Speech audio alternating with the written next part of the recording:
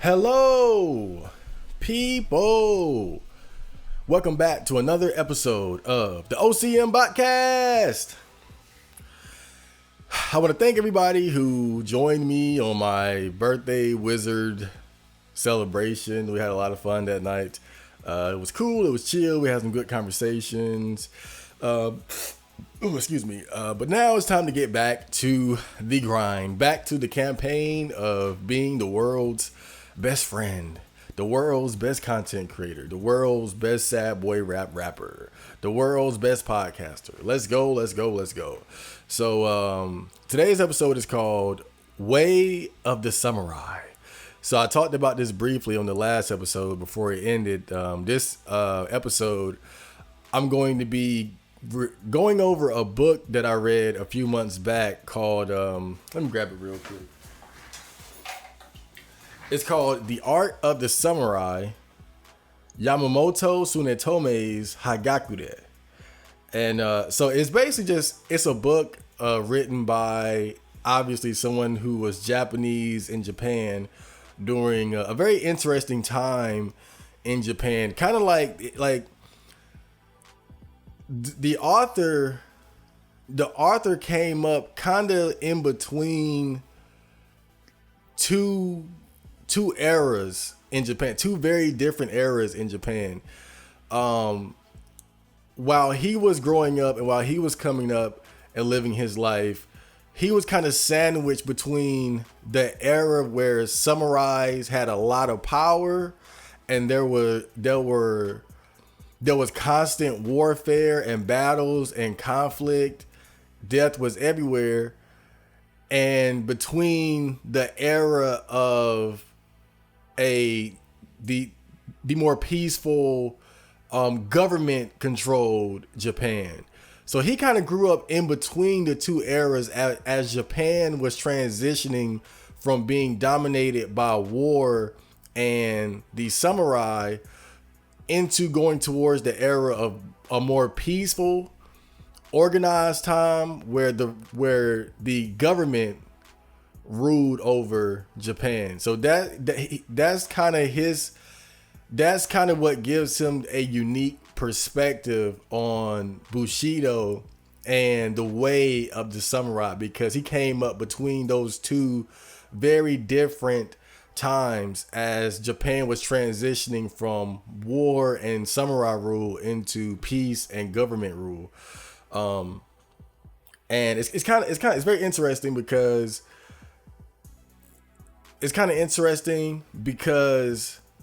his perspective is kind of weird, right?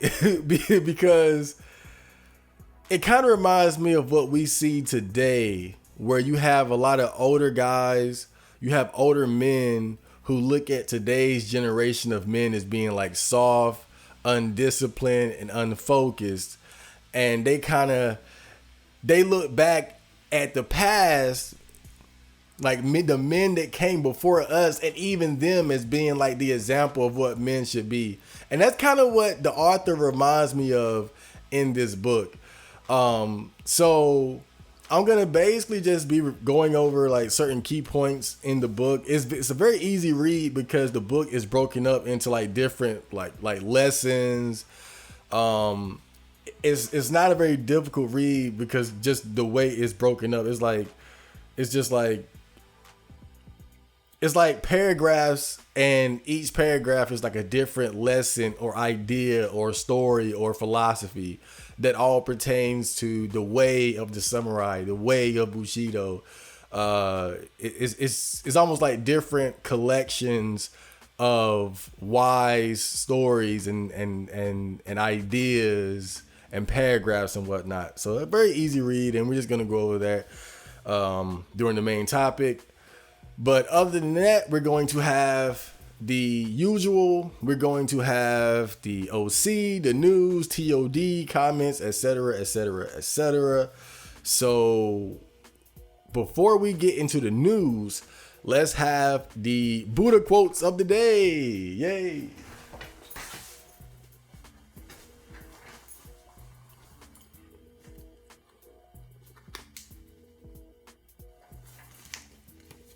Okay, so today's Buddha quote says, "He who for the sake of happiness hurts others who also want happiness shall not hereafter find happiness." Well, that's pretty straightforward. Seems pretty simple.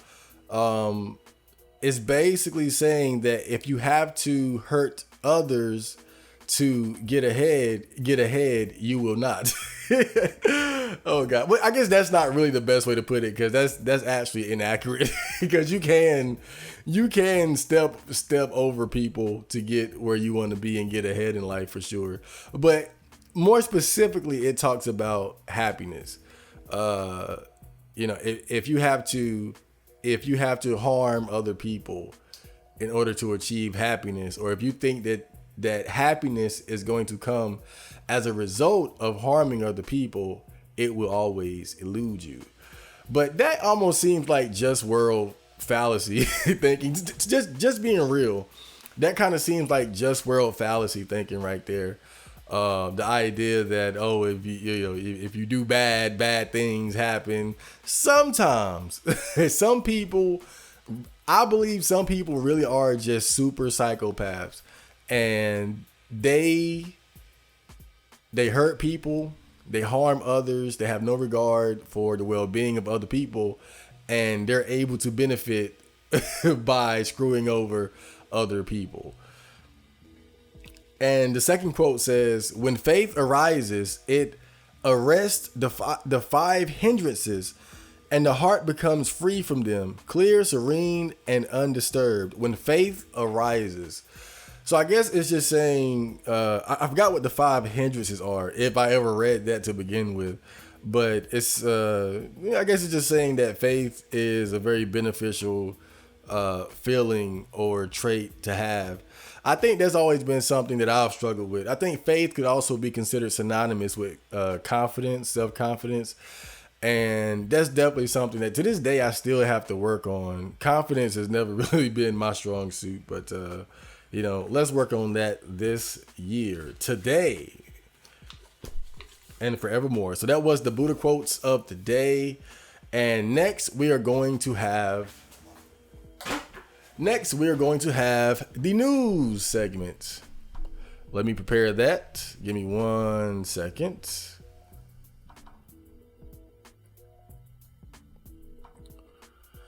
Okay, so I'm sure all of you guys. Hold on, let me get some water.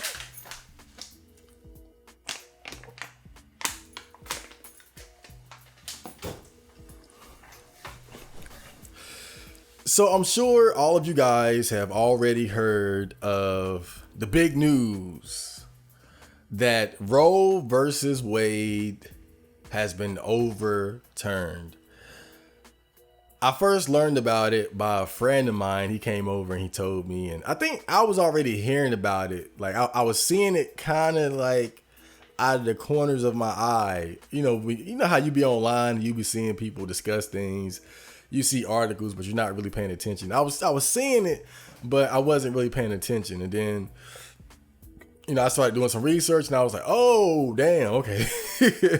This is actually kind of serious. And man, it's been a very big deal, because if you don't know, Roe versus Wade was a Supreme Court decision that made it so abortion is legal on a federal level, which means that on a state level, no state has a right to forbid a woman from getting an abortion, because abortion is federally legal. That was the result of Roe versus Wade. Now that Roe versus Wade has been overturned, abortion is no longer a federal issue. It's a state issue. So what that means is that now each state is going to have to determine whether or not abortion is legal or not. And if it is legal, what are the limitations as far as like certain circumstances or situations that might be seen as exceptions, right? Like one argument that a lot of women make is like, okay, what if she was raped? You know, would a woman being raped mean that she's an exceptional case and will allow it to get an abortion? And then also, at what stage of the pregnancy would a woman be allowed to get an abortion?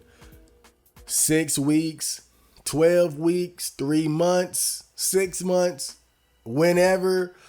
If there's some type of health complication, or the woman's health is at risk if she does have the baby.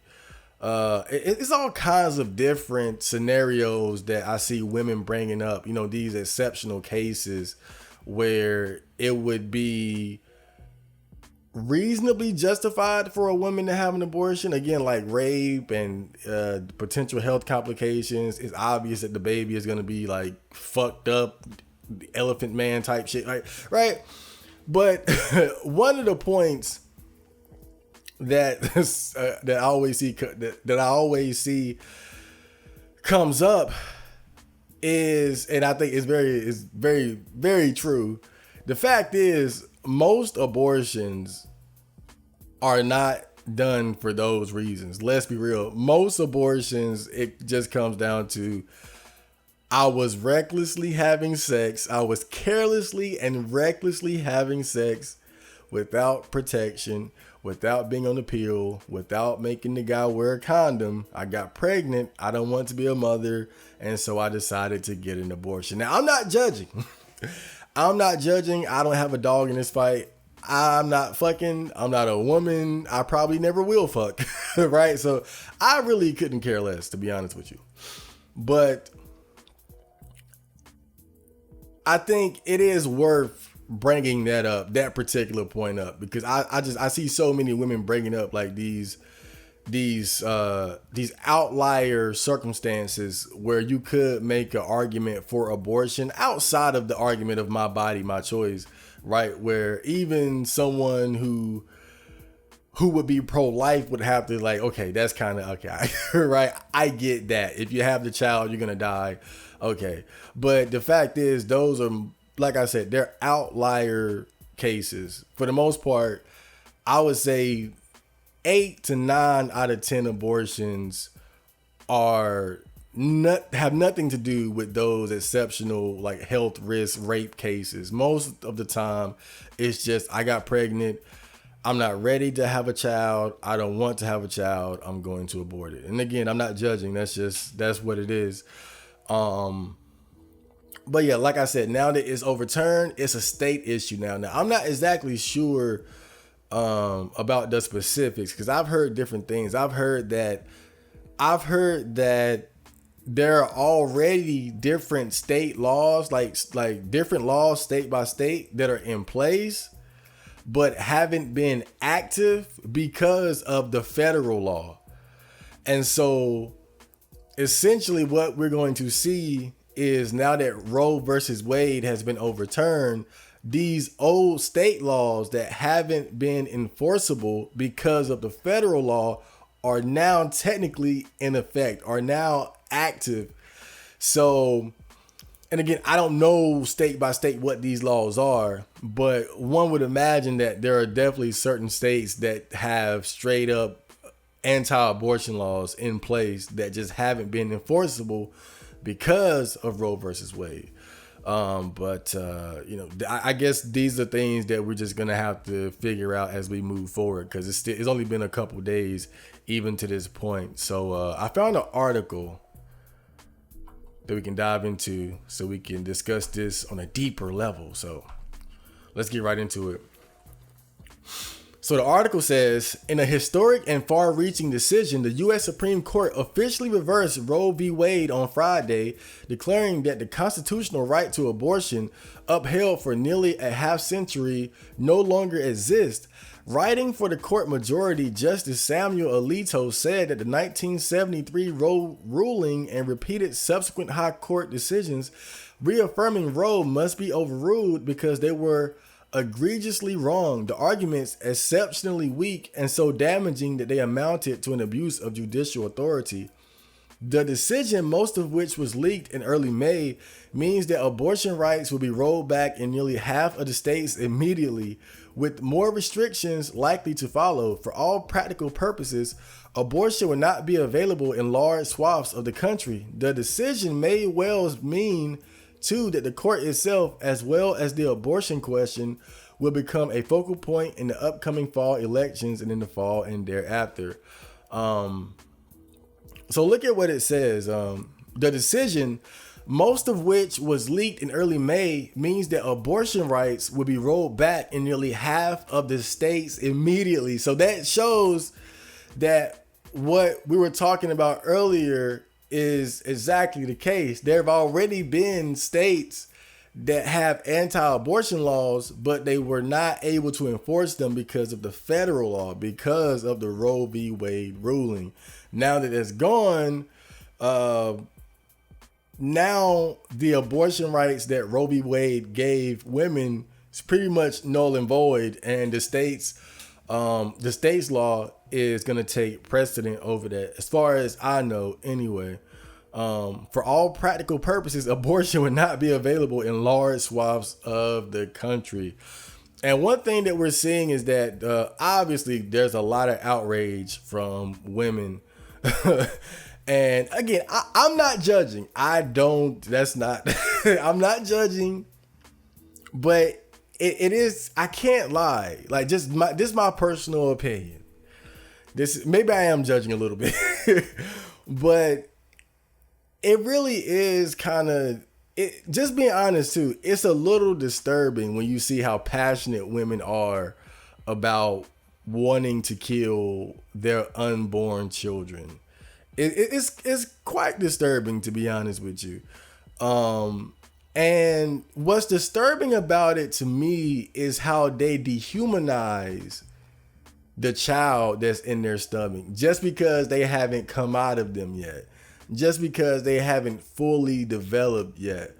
That's what kind of concerns me about it. That's what kind of like rubs me the wrong way. How they try to like say it's not a human until it comes out of me alive and well, right? Which is obviously just bullshit. I mean, it's but this is a ugly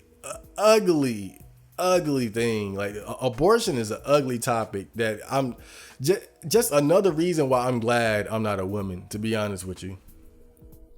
And I'm seeing things like women saying they're going to have like sex strikes and things like that. And I've seen guys joke on R9K like, well, that's got nothing to do with us because we're not fucking anyway. So the article continues. Joining the Alito opinion were Justice Clarence Thomas, appointed by the first President Bush. Bush Sr. And the three Trump appointees, Justices Neil Gorsuch, Brett Kavanaugh, and Amy Coney Barrett. Chief Justice John Roberts, appointed by President George W. Bush, concurred in a judgment only and would have limited the decision to upholding the Mississippi law at issue in the case, which banned abortions after 15 weeks.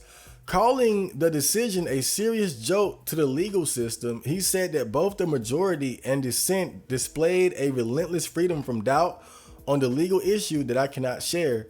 Dissenting were Justices Stephen Breyer, appointed by President Clinton, and Justices Sonia Sotomayor and Elena Kagan, appointed by President Obama. They said that the court decision means that young women today will come of age with fewer rights than their mothers and grandmothers. Indeed, they said the court's opinion means that from the very moment of fertilization, a woman has no rights to speak of. A state can force her to bring a pregnancy to term, even at the steepest personal and familial cost. And see, when I read stuff like this, it's disturbing to me because they act like the woman is the only one in this situation. And the simple fact of the matter is this, is it's not just the woman anymore. For like whatever you think, whatever you might believe, once you're pregnant, it's not just your life anymore. It's your life and the life of that unborn child. And this is a perfect example of what I'm talking about. If I'm some, like, let's just say, oh, Chad Marco, some crazy man, right? Chad Marco, the crackhead crazy man. And I'm trying to rob a pregnant woman. And let's say she's 3 months, 4 months, 5 months pregnant or whatever. Like she's just barely showing her she got a little baby bump, right? And while robbing her, I kill her and the unborn child. You know, in all the articles and all the headlines pertaining to this situation, in my case, they're gonna say crackhead Chad Marco killed woman and child. Right? Killed pregnant woman and unborn child, died in the process. You know that's what they're gonna say. They're gonna add fuel to the fire. They're gonna put salt in my wounds. They're not gonna act like I just killed the woman. They're gonna let it be known I killed a pregnant woman.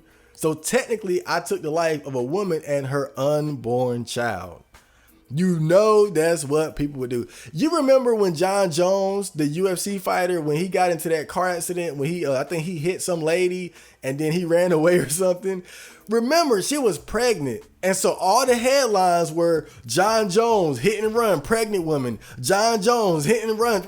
They always made sure to let it be known that she was pregnant. And so I just find it so backwards how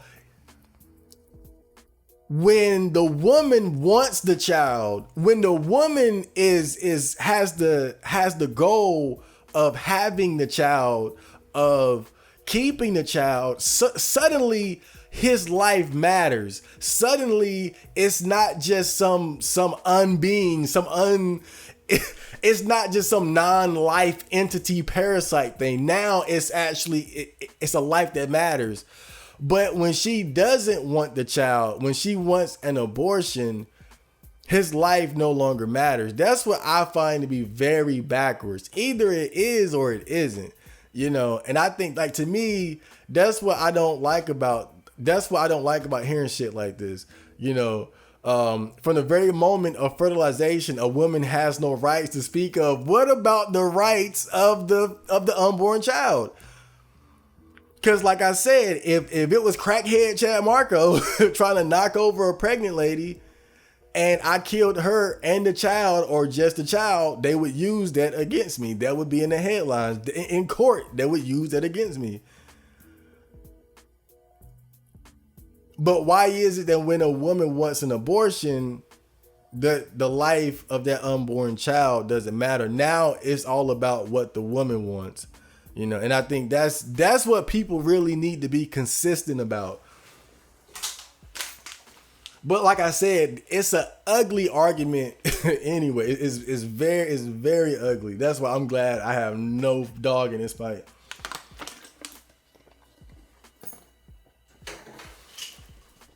Excuse me.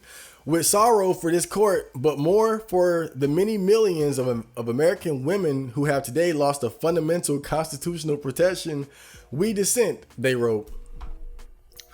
Alito's opinion is a tour de force of the various criticisms of Roe that have long existed in academia. Alito's 78-page opinion, which has a 30-page appendix, seemingly leaves no authority uncited as support for the proposition that there is no inherent right to privacy or personal autonomy in various provisions of the Constitution. And similarly, no evidence that people's reliance on the court's abortion precedents over the past half century should matter. Alito pointed, for instance, to Planned Parenthood versus Casey, the 1992 decision that upheld the central holding of Roe and was written by Justices Sandra Day O'Connor, Anthony Kennedy, and David Souter, all Republican appointees to the court. Alito pointed to language in the Casey opinion that he said conceded reliance interests were not really implicated because contraception could prevent almost all unplanned pregnancies. In fact, though, that 1992 opinion went on to dismiss that very argument as unrealistic because it refuses to face the fact that for decades people have organized intimate relationships and made choices in reliance on the availability of abortion in the event that contraception should fail. Not exactly the concession that Alito described. So it seems like someone is trying to bring up the point that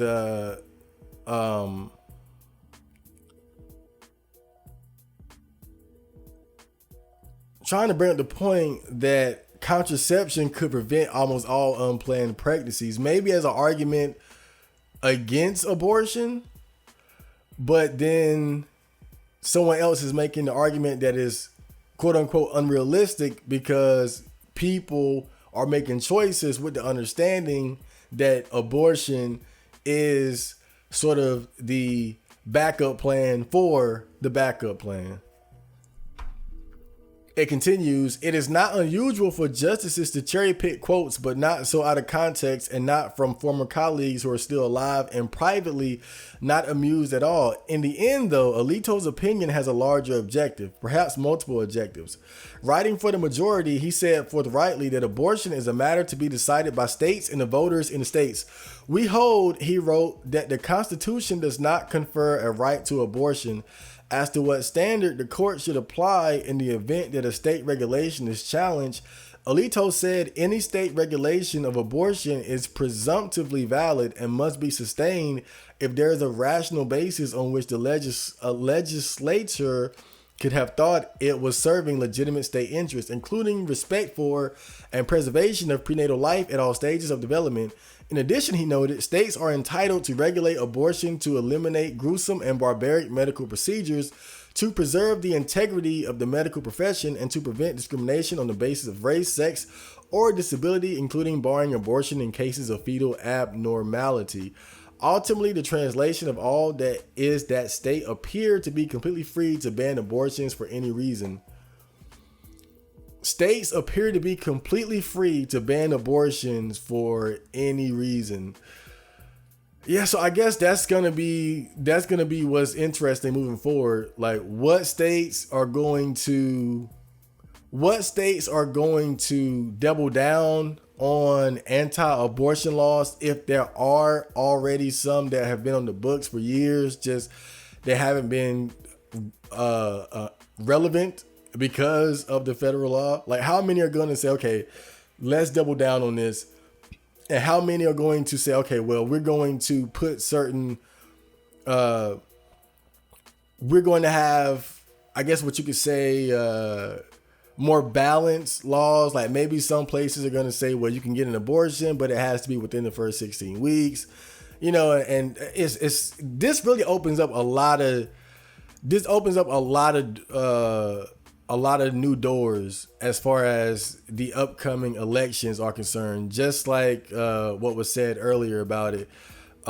Because now this is an issue that the people are going to have to address state by state by state, politician by politician by politician. Like what's going to be your stance on abortion? Before, it really didn't matter much because of the federal law and decision regarding the matter. But now pretty much every House representative, every member of the Senate, all of these guys are going to have to step up and let their opinion be heard so that people are going to vote accordingly. Because, you know, women, I believe it's still the case that women are the largest voting base in America. I think women vote more than men. So, and I would argue as well that most women are probably in favor of pro-choice as opposed to pro-life. Again, I don't have the numbers to back that up. I'm just assuming. And so it's going to be interesting seeing how politicians respond to this, because it's like, are you going to alienate one of the largest voting demographics for the sake of your personal beliefs?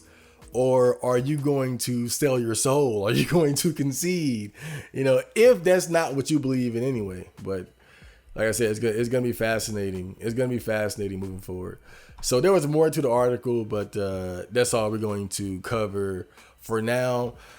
But the thing is, obviously, like I've said before, I'm a male and I'm not sexually active. So me personally, I don't really feel very much affected by it. One thing that I hear a lot of people talking about on 4chan, and leave it to 4chan to talk about the real issues. But just being real, you see people talking about how one of the negative consequences of this decision is that a lot of the people who get abortions come from poor areas. They come from low income areas, right? You know where I'm going with this. You know, a lot of people who get abortions, you know, I mean, let's just be frank. They're saying that a lot of these babies that are being aborted would have probably grown up to be criminals, would have probably grown up to be degenerates because of the fact that a lot of people that get abortions tend to come from, you know, these inner city hoods, projects and shit like that. They like me personally, I know girls who've gotten like 3-4 abortions, several abortions, you know, from around the way, so to speak. And so there's essentially there's this idea that most of the women who get abortions are like hood hoes and thoughts, degenerates, hedonists, shit like that. And so these are the people that you want to be having abortions because they're aborting like future criminals, future degenerates, future unsavory characters and things of that nature. That's one thing that I've heard. That's one point that I've heard a lot of guys making on 4chan. And I don't know how true that is. I'm just throwing that out there because I thought that was an interesting point because you have to wonder what type of woman is getting the most abortions. What type of woman is more likely to get abortions, you know? And is it the woman who is on the path of living in a 2-parent household situation where she's a house mom with a dad and kids and the 2 dogs? Like, are those the ones getting the abortions? Or is it the girls who are out here just throwing pussy around? The girls who would end up being what do you call it? Teen moms. You know, the girls out here getting gang banged by thugs and shit. Like, what type of woman is more likely to get abortions? Have legal abortions been acting as a way to limit the amount of future degenerates born into the world? I know that's a very ugly, dark topic to cover, but I found that a very interesting point. You have to think about this sort of thing. Like, what type of woman is more likely to get an abortion? And what happens when we do not allow women who do not wish to be mothers, women who are not cut out to be mothers, women who practice poor mate selection as far as a would-be father is concerned? What happens when we do not allow these women to abort children? Although it seems like they end up having kids anyway, but maybe instead of 2 or 3, they end up having 5 or 6. So who knows, man? Like, it's a very complicated issue. I know that's a dark, ugly point, but I do think it's something that's relevant to the conversation. But whenever stuff like this happens, I always have to do a bit of reflection as far as like how I feel about it, right? And as a man, it doesn't concern me as much because obviously I can't get pregnant. Although hypothetically, unlikely, but hypothetically, I could get a girl pregnant, right? And so if I got a girl pregnant, because I've thought about this before, if I got a girl pregnant and she wanted to get an abortion, I'll put it like this. I would not be comfortable with that. I would not be comfortable with it. Now, my thing is don't make the mistake in the first place. that's the goal. But if you should end up in that situation, what would I do, right? If I happen to end up in those circumstances, what would I do? I would not be comfortable with the girl getting an abortion, and I would do as much as I could to prevent her getting an abortion if that was her goal. Now I'm not about to like kill the bitch or something, right? I'm not saying go to those limbs, but I'm just saying whatever is humanly possible for a man to do in a situation like that. I don't know what you really could do depending on the state law, but I would argue against it because me personally, I wouldn't be comfortable with it. Because the simple fact is you're killing an unborn child. I mean, it is what it is. You can sugarcoat it all you want, but that's the bottom line. And I wouldn't be comfortable with that. And the thing is, I know a few people who have gotten abortions. And I know this is my anecdotal experience. But I know that from the people that I've talked to who have had abortions, whether it was women or men, I could tell that there was like a sense of regret. Maybe not even like regret, but it's like you can tell, I could tell talking with them that they feel like they did something wrong. Like it's a stain on their consciousness. Now, I'm not, obviously all women don't feel like that. Like some, some women, they're absolute savages. They don't give a fuck. Some niggas just do not care at all. But I'm just saying that from the few people that I've talked to about it, and we had a deep conversation about it, I could tell it's a stain on their consciousness. It's hard to explain, but I could tell that they're not 100% comfortable with the decision that they made.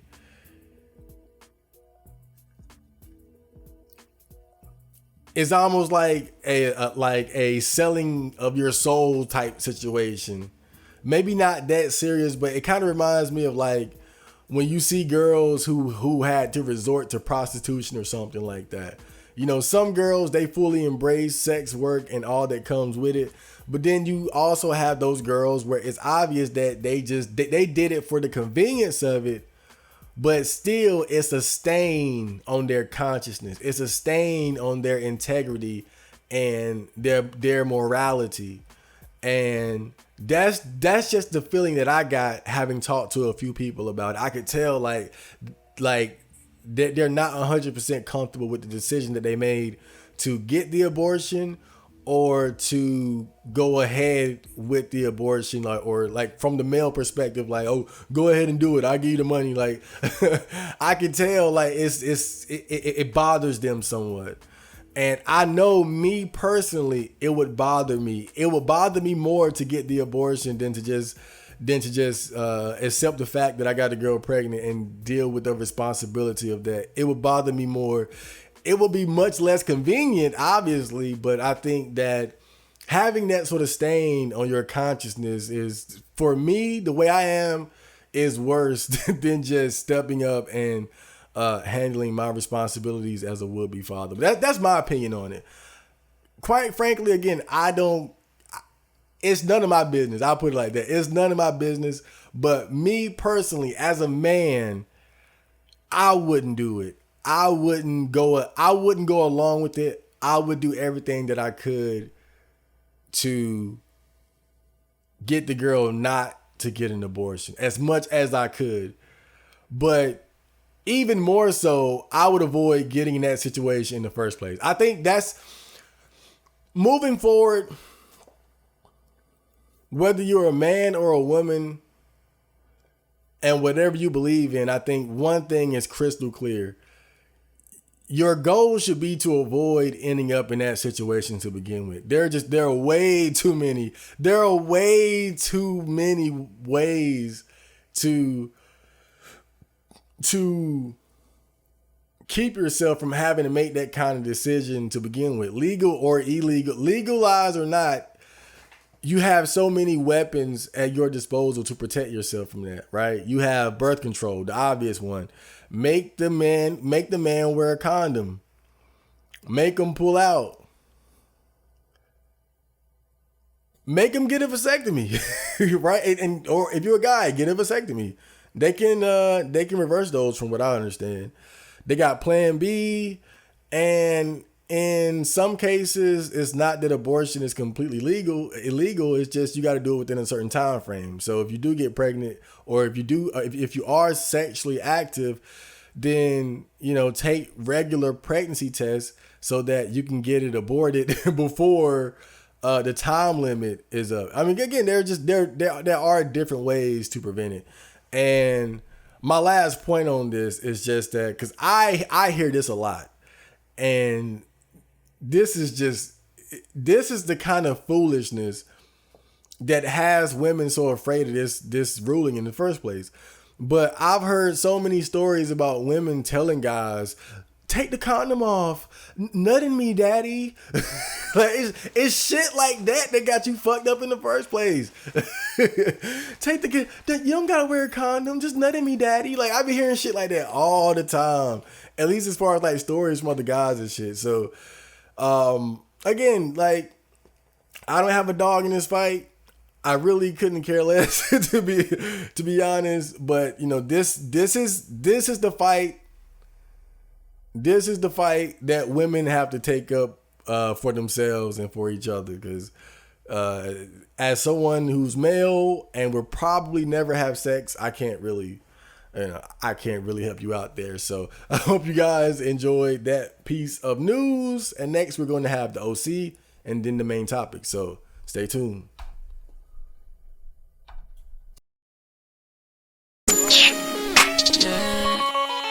Call me Kegos, yeah. Bitch, call me Kegos. Bitch, call me Kegos. Bitch, I run that shit though. I can't fuck with this hoe. I can't sleep or fall with my eyes closed. Chopper sweet, can't get blood up on my rigs though. Tell a bitch she can go suck on my dick though. Yeah. Why they call me Kegos? I don't know, 17 up with that blick though. Bloody murder, call me Quentin Tarantino. 40 cal, 45, shoot at his throat. I'm on top right now, how the fuck does he know? Fuck it, I'ma pull up with that 3-4. Then that perk got me sick, need that chemo. I said, bitch, I'm up for they wit. G19, 22, or the 43. I don't care, I still piss all up in your lane. Hey, And this M20, tag where is are so you? fruity, I just can't believe. Fuck all this shit, got them bands on me. Yeah, my chopper hit like 2, got the feds on me. And that boy, he keeps switching like he Italy. Yeah, driving 4x4s, AAARP. Yeah, 2 cats on me. Yeah, SRT Durego with the scat on me. I said, shut up, you're supposed to be my brother. I ain't gonna turn your back on me like I'm another. Keep your gun up, bitch. Keep your gun up, bitch. Cause she a gutter, bitch. Muddy water, bitch. Purple in my cup. This that liquid bliss. This that liquid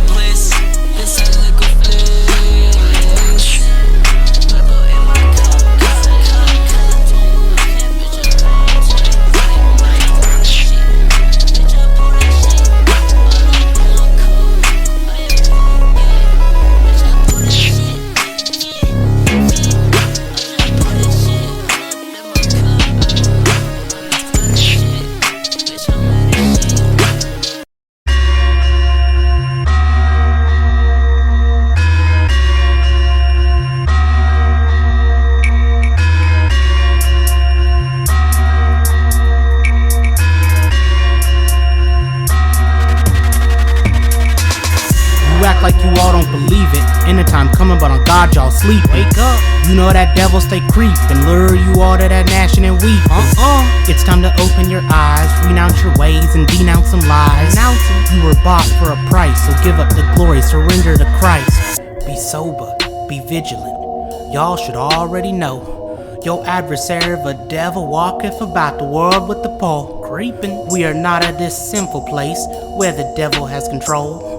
But if you ever want to see the light through Christ, you must become whole. Hallelujah. Let me tell you all about Satan acting like he pushed P, but for really just faking. Lame. He tried to one up the Father, but God said soon you'll be in that lake baking. Ha! You know the devil stay hating, mad that man can still find salvation.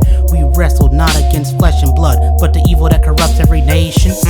You want them facts, revelations? Look for the signs, indications. I know that it's pretty scary, but remember God has no limitations. Omnipresent he be in many locations, everlasting his love for our population. Holy thunder coming soon to shake the foundation, to the altar now to fulfill obligations. You act like you all don't believe it, end of time coming, but on God y'all sleeping. You know that devil stay creepin', lure you all to that gnashing and weepin'. Not me. It's time to open your eyes, renounce your ways and denounce some lies. You were bought for a price, so give up the glory, surrender to Christ. Remember, be sober, be vigilant. Y'all should already know. Your adversary of a devil walketh about the world with the pole. We are not at this sinful place where the devil has control. But if you ever want to see the light through Christ, you must become whole. For real, let me tell you all about Satan acting like he pushed P, but for really just faking. Time to check into that lake, and I know the wrath of the Lord got you shaking. I know the devil stay hating, mad that man can still find salvation. We wrestle against principalities, spiritual wickedness in high places. Jesus back for all races. God's gonna wipe Satan's traces. Satan know that he messed up, so now he's trying to turn us away. Let me tell you about this floppy lame. Shouldn't eye that throne, cause you got no claim. You was top angel trash, you became. It's a shame, now go hop in that flame. Hey now, I'm not trying to sound like a square or scare anybody or anything like that. But for those of you Christians out there who aren't really Christians, if you know what I mean, consider this to be your wake-up call. Remember, to accept Jesus' sacrifice, you must be a genuine devotee. Matthew 7:13-14. Enter through the narrow gate, for wide is the gate and broad is the road that leads to destruction, and many enter through it. But small is the gate and narrow the road that leads to life, and only a few find it.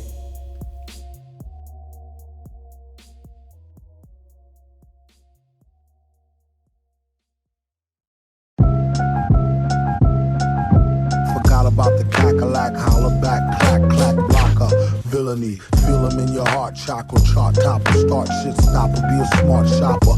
Shot a cop day around the way, bout to stable. Who to know is two motor, wonder where the shooter go.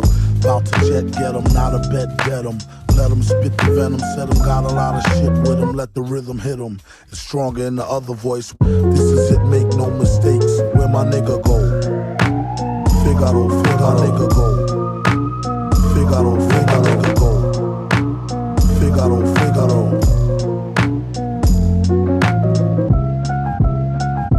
Wait till you see him live on the piano. Doom sing soprano like una dociano.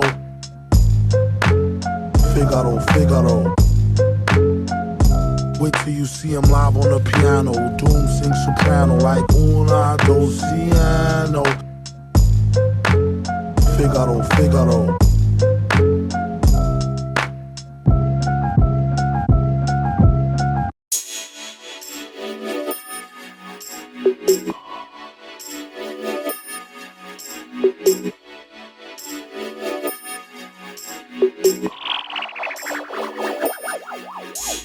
I'm gonna bring this heat straight to the beat like it's a barbecue. Yeah, you know, I've got the heat, I've got the sauce like I'm an Arby's stew.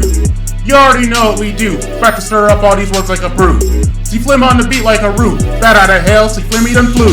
I've got that sickness, I don't need no nurse. I'm well alive, so don't call me no hearse. Life is so sweet, like a starburst. Don't get me sour, don't be so it bursts. I felt alive, so I'm sharing this first. Go grab your butts, gon' get you submersed. Revs with them engines, it's time to transverse. Some negative Nancy's, they better disperse.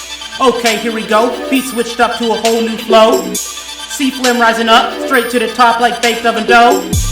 Okay, here we go, see Flim cold like a frost like a snow. C-Flim got the rhymes, C-Flim here just to let y'all know. I got that magic geometry on Zinfos, I got them lyrics typed up in a bin post. We got them sounds leaving you all engrossed. Got the town jumping, we really do the most. Make them shake like water at the coast. Feel like an alien, gon' caught me a new host. Beat got me wavy, see through me like a ghost. Know that it's heat, come give him an toast. I'm gonna bring the heat straight to this beat like it's a barbecue. Yeah, you know I got a heat, I got a sauce like I'm an Arby's too. You already know what we do, back to stir up all these words like a brew. See Flim on the beat like a root, bad out of hell, see Flimmy done flew. Got up today and man I felt woke. Didn't need coffee, I didn't need coke. Flipped on the griddle, gon' eat me a yolk. Hop in the tub, gon' have me a soak. Do we have mail, gon' put on my cloak. Stepped out the door, left the smell of oak. Wave to the neighbors, we love all our folks. Sunray keeps shining straight down on his globe. Okay, here we go, C-Flim joy, C-Flim overflow. Okay, here we are, C-Flim back, he back with the bar. C-Flim feeling odd, C-Flim me crazy, act like a clod. C-Flim got pincers, C-Flim bomb like tomato pod. I got some pincers, I'm keeping them sharp. I soar through the water, I'm slaying some carp. I got a smasher, I'm keeping it tough. I'm the apex until I've had enough. Assyrians thought that I was a locust, make fish disappear like I'm on some pocus. You see the crustacean and you better focus. C-Flim coming back and he back with an opus. Okay, here we go, C-Flim joy, C-Flim overflow. Okay, here we are, C-Flim back and he back with the bar. C-Flim feeling odd, C-Flim car face covers his bod. C-Flim nocturnal, C-Flim loves the tomato pod. I'm gonna bring the heat straight to this beat like it's a barbecue. Yeah, you know I got a heat, I got a sauce like I'm an Arby's too. You already know what we do, back to stir up all these words like a brew. See Flim on the beat like a root, bad out of hell, see Flimmy done flew.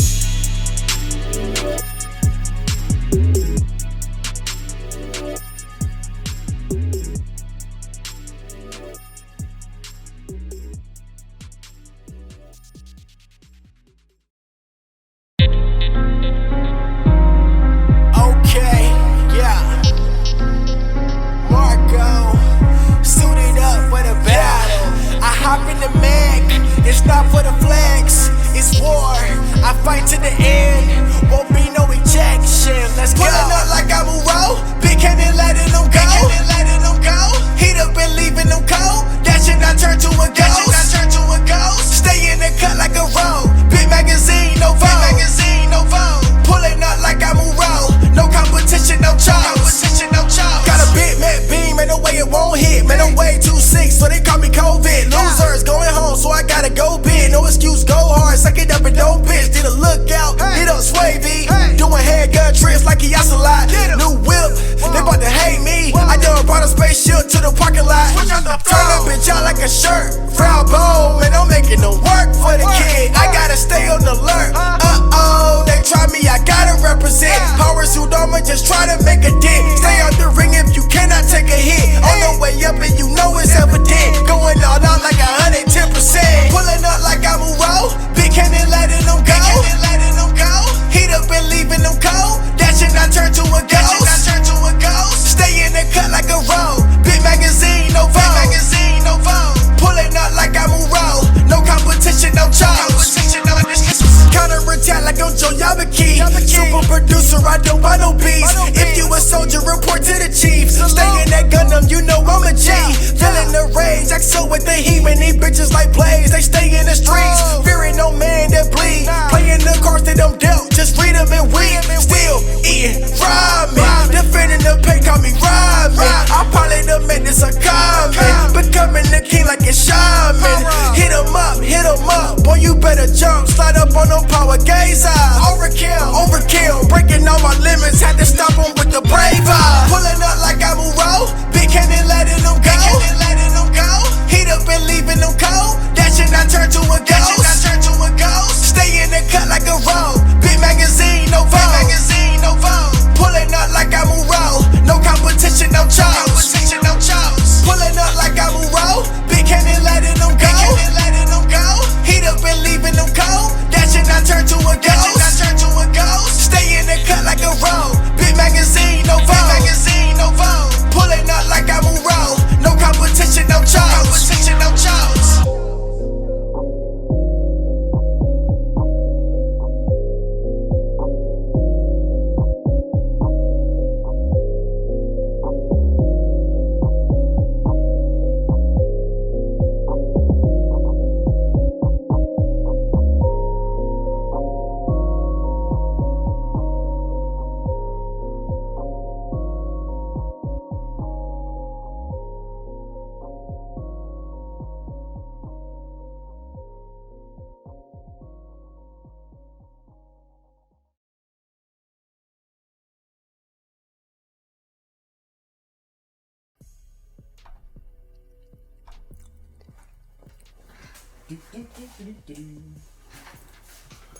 Okay, so we are back. Let me just make some adjustments here. Okay, this should be fine. Okay, so we are back, and it's time for the main topic. As I said, today's episode is called The Way of the Samurai. No, this is not about the game made by Acquire. I think it's Acquire. Who made those damn games? Hold on, give me a second. Made by BAM Entertainment. I thought it was, Spike Adventure, Acquire, BAM Entertainment. If you don't know, Way of the Samurai is also a video game. One of my favorite video game franchises, by the way. Check it out. But no, this is not about the video game. This is about the book, The Art of the Samurai, written by Yamamoto Tsunetomo. So let's get right into it. We're gonna get some bright, sparkling gold nuggets of wisdom out of this book. I'm not going to be able to cover the whole thing, obviously, but I've just taken like certain key points and paragraphs and stories out of the book that I thought were very interesting or beneficial for myself and you guys as well. But before we get into that, I'm just going to give you a brief summary on the author, which is written in the beginning of the book. So let's go there first. So it says, Death in the Life of the Samurai, an introduction to Yamamoto Tsunetomo's Hagakure. Bushido, the way of the warrior, has long been regarded in Japan as an aesthetic of living, an approach to life that turns living and dying into art. Hagakure, literally hitting among the leaves, is a unique and much respected work in the literature of Bushido that puts forth a comprehensive picture of samurai life and code of behavior from the point of view of the distinctive traditions of Saga Domain. The domain of the Nabeshima House, located in northwestern Kyushu. Its author, Yamamoto Tsunetomo, who lived from 1659 to 1719, was a samurai of modest rank who had served the second Nabeshima daimyo, Mitsuhige, from the age of 9. He did not serve in a military or governmental capacity, however, but as the custodian of the Lord's books, particularly his much treasured books on Japanese poetry. This explains how, over the years, he was able to become deeply familiar with all the traditions and lore of his domain, develop a close emotional relationship with his lord, and finally take on the task of recording the traditions along with his own personal recollections to produce the voluminous work known as Hagakure, or the Nabeshima Analects. The works was compiled on the basis of Tsunetomo's oral dictations by his trusted fellow retainer Tashiro Suramoto between 1710 and 1716. At that time, Japan had been pacified for a century, and the samurai had been largely transformed into town-based officials and law enforcement officers, proudly sporting their two swords as a sign of status, but without opportunities to use them in battlefield combat. So that's pretty much exactly what I was talking about earlier. Like, the time he was coming up in was between times of like major conflicts and wars between samurai and the time where the government had taken over and made things much more organized and peaceful in Japan, at least for a time, like before the wars with China and America and whatnot. Yet most of the Edo period domains, including Saga, had been founded well before the establishment of the Tokugawa shogunate.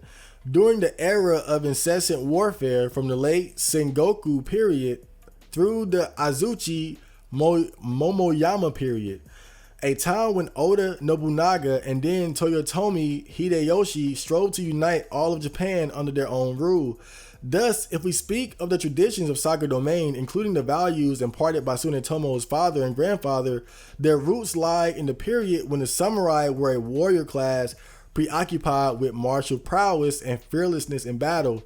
Accordingly, Hagakure is filled with anecdotes from the age of warfare, when death was an ever-present reality, and his author views with consternation the fact that the saga samurai of his day were losing the martial spirit and stoic attitudes of their ancestors under the influence of a long continued peace and material affluence. How to revive this true Bushido spirit in an age of law and order by internalizing it into a sort of spiritual discipline thus becomes the main preoccupation of the Hagakure. Man, that's a mouthful.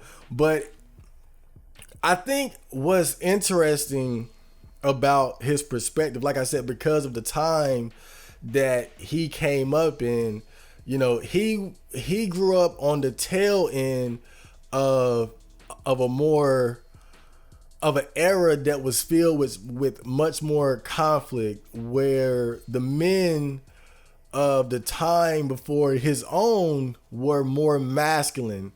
They were facing death on a regular basis.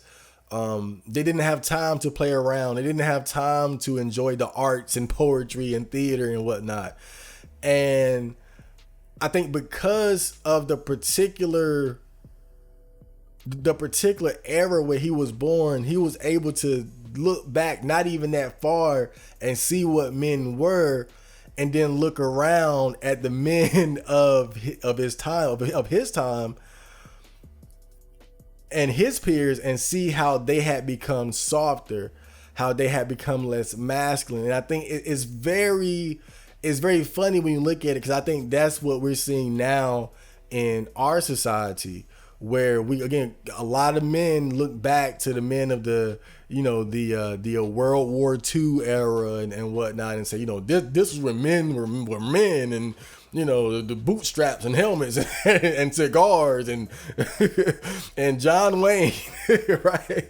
Like, this is when men were men. Like, what happened, and where did all the good men go? And I feel like we're kind of experiencing that same kind of phenomenon now, where we're looking back at the men of the past and comparing them to the men of the present, and it's obvious that, you know, we don't really hold a candle to them as far as like grit and masculinity and the level of responsibility that they had to uphold, the discipline, the hardships they had to endure. And so as men of the modern era, how do we find the discipline to live as they did? And I think the key difference, though, is that they did so out of necessity. And the thing about being a man in a time of peace is that in order to achieve and uphold a high level of discipline and masculinity, you have to find a different motivating force, because your circumstances don't require you to be what the men of the past were. So it kind of has to be more of an internal drive, an internal thing. I know Joe Rogan kind of talks about this a bit. I've heard him say things like, you know, men, you have to give yourself like self-imposed challenges, because he understands that we live in a much more peaceful time of material wealth and comforts. And so again, how do you cultivate masculinity when you're surrounded by comfort? And it's like, you have to really force yourself to be uncomfortable. You have to challenge and push yourself. You know, it has to come from within, because your outward circumstances allow for you to be soft, but you don't want to actually be soft, because you never know what could be right around the corner. So let's get into some of the key points and stories and bites of wisdom from this book.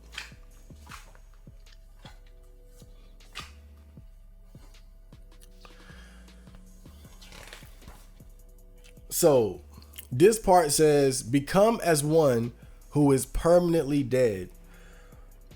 I have found that Bushido means to die. It means that when one has to choose between life and death, one just quickly chooses the side of death. There is nothing else to consider. One simply makes up one's mind and pushes ahead. The idea that if one fails to achieve one's objective, one dies a dog's death, and similar conceptions is nothing but the slick Bushido of the city samurai from Kyoto and Osaka. When one has to choose between life and death, there is no time to worry about whether one's objective is achieved. All of us prefer to live, so we can always find reasons. Oh, I hit the mic. We can always find reasons for staying alive. If one lives, though one intended to die, it is cowardice. It is a perilous line that divides the two. If one dies when one intended to live, then it might be regarded as death in vain or craziness, but one would not incur any shame. This is to be a real man of Bushido. If every morning and every evening one dies anew, one will become as one who is permanently dead. Thus will one obtain a realm of freedom in Bushido and be able to fulfill one's duty to the house for one's whole life without falling into error.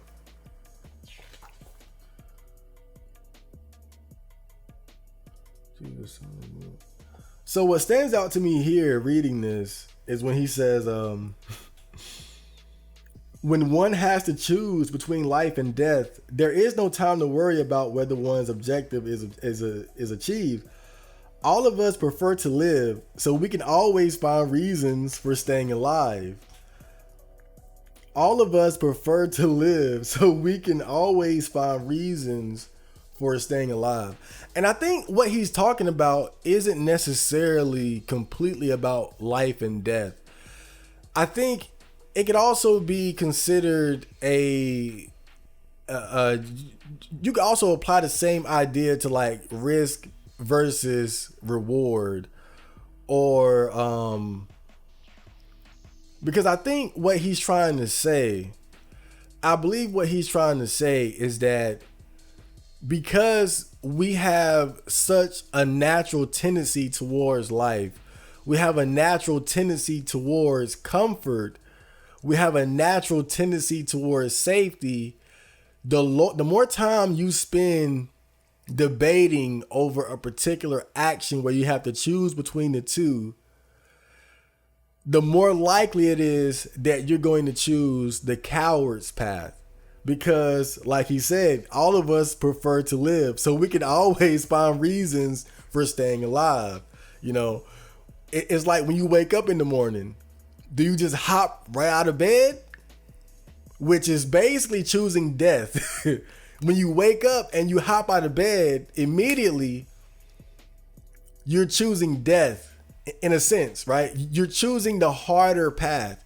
When you wake up and you hit the snooze alarm, when you hit the snooze button, that gives you 10 more minutes of rest, that's choosing life. You're choosing comfort. And I think that's kind of what he means when he says become as one who is permanently dead, so that you do not fear the harder path. You do not fear death, because when you fear death, that makes it more likely that you would choose the dishonorable path, the path of weakness, the path of cowardness.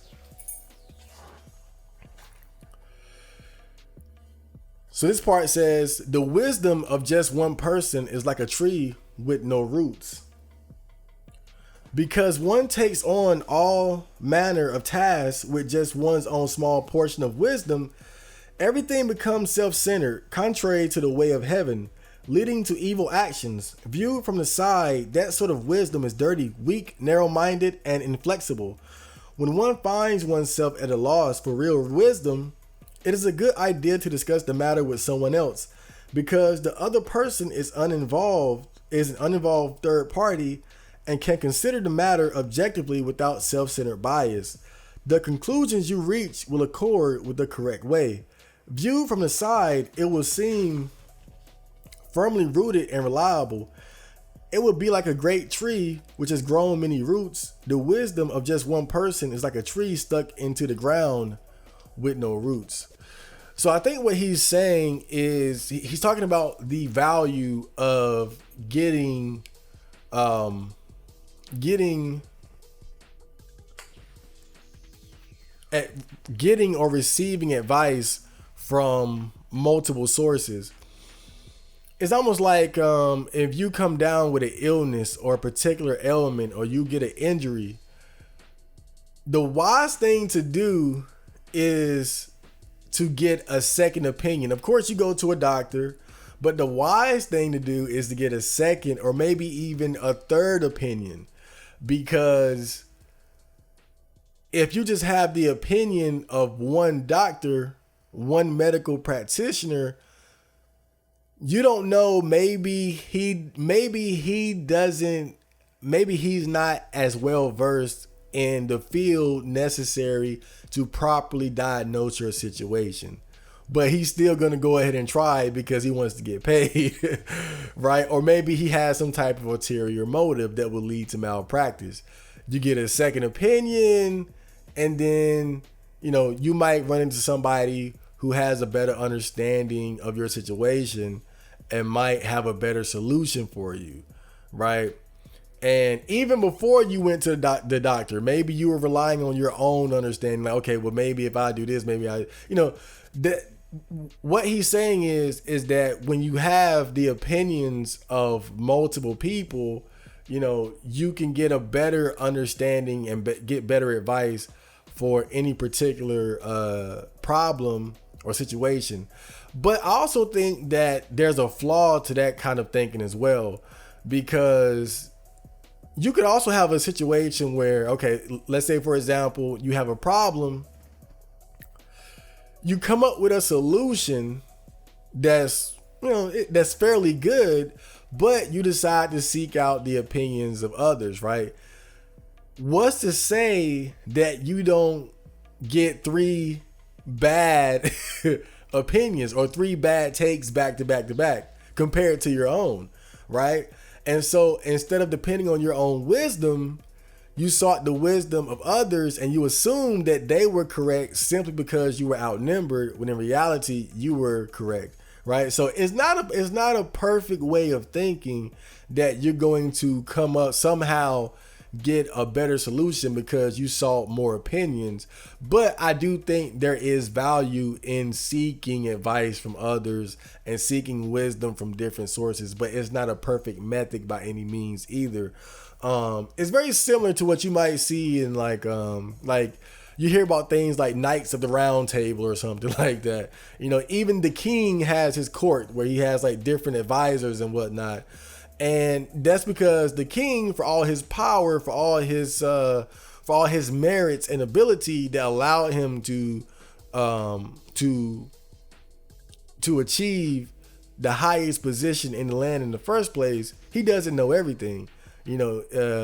So it's valuable to have a team. It's valuable to have a group of people surrounding you who can provide you with different perspectives, who can provide you with their unique expertise, and who, their focus is different from your own. Their specialty, their particular career path, or their particular, like, what they happen to specialize in is different from your own, so they can offer a different perspective for whatever problem you might be having. So this one says, borrow from the wisdom of the past. The reason we hear and remember the golden sayings and great deeds of people of the past is also so that we can conform ourselves to their wisdom. It is to prevent the rise of the self-centered mind. If we discard willful thoughts, rely on the wise sayings of the past, and consult with others, there should not be any mistakes or evil actions. Lord Katsuhige always borrowed from the wisdom of Lord Naoshige. This is recorded in the book of Ohanashi Kikigaki. It must be said that this is a very fine attitude of mind. Excuse me. And I think this is something that I've always practiced more or less, pretty much ever since I've gotten into reading books and, self-improvement. I think this is something that you see a lot of guys practicing nowadays. Pretty much anybody that reads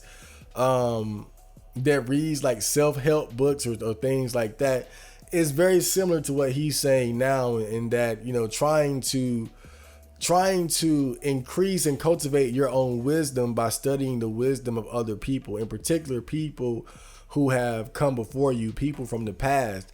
You know, when people talk about reading Socrates or Plato or Diogenes, whatever type of like Greek philosopher you might prefer, or Nietzsche, Freud, Flawed, I don't know, but any type of philosopher, shit, even if it's goddamn Stephen Molyneux, the modern day philosopher. Whenever people talk about doing stuff like that, it's all for the sake of gaining a greater understanding of the world and cultivating your own wisdom. Sometimes you learn something completely new. Sometimes the wisdom that you read from the past simply allows you to connect the dots a bit easier as far as like your perspective on the world and what you're going through at that given time. But yeah, I think it's pretty self-explanatory. You know, just read and learn and understand from, you know, basically trying to learn from the wise men, the wise people that came before you. Let's see, what's this one? Okay, this one says, loyalty is not a distant matter, but in front of our eyes. Retainers who, as champions of their Lord, leave judgments of good and evil completely in their Lord's hands and discard themselves are single-minded retainers. If there are even just 2 or 3 such samurai, the Lord's house will flourish. If one looks at the world for a long time, however, one finds that there are a lot of fellows who, when things are going smoothly, make themselves useful through their sagacity, discrimination, or artistic talents, running around and page turn. Running around and doing their best to look like loyal retainers. Yet when their lord goes into retirement or passes away, they immediately turn their backs on him. I have seen many who dance attendance on those who seem to represent the direction from which the new sun will rise in the sky, bending over backwards to get into their favor. Just to think of it makes me wince with disgust. Those with high stipends or low, those with deep intelligence, and those who are proficient in an art at first come forward on their own initiative to make themselves useful. But if they find themselves in a situation where they have to throw away their life for their Lord, their courage immediately collapses and they achieve nothing commendable at all. The reason that some samurai who are thought to be absolutely useless in ordinary times can suddenly at such times become strong enough to take on 1,000 men is because they have long since discarded their own life and identified themselves totally with their Lord. There is a good example of this from the time when Lord Mitsuhige passed away. The one person who thought to keep him company was myself.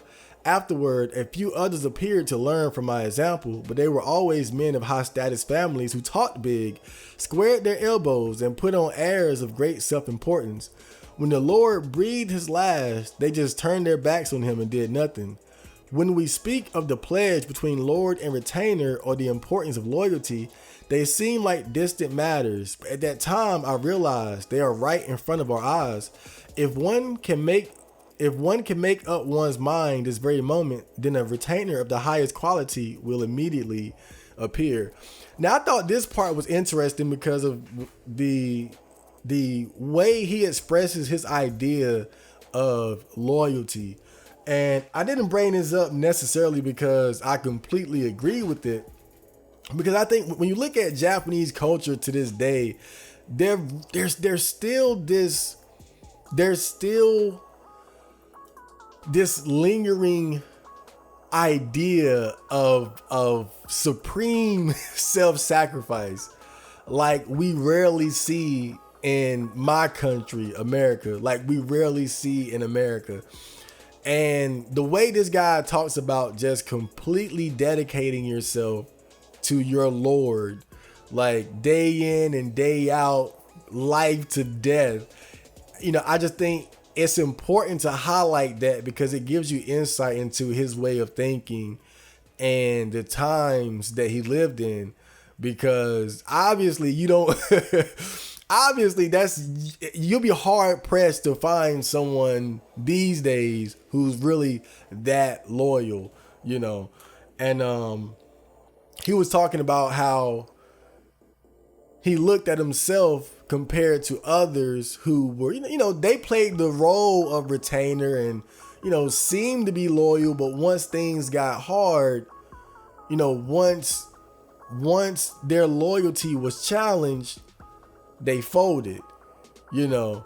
And so it was obvious that these people were just playing the role for the sake of the status that came with the position, as opposed to really 100%, really dedicating themselves 100% to their Lord, their leader and whatnot. So, you know, I just thought that was interesting as far as like give you some insight into his views on loyalty, because man, nowadays true loyalty is really hard to come by.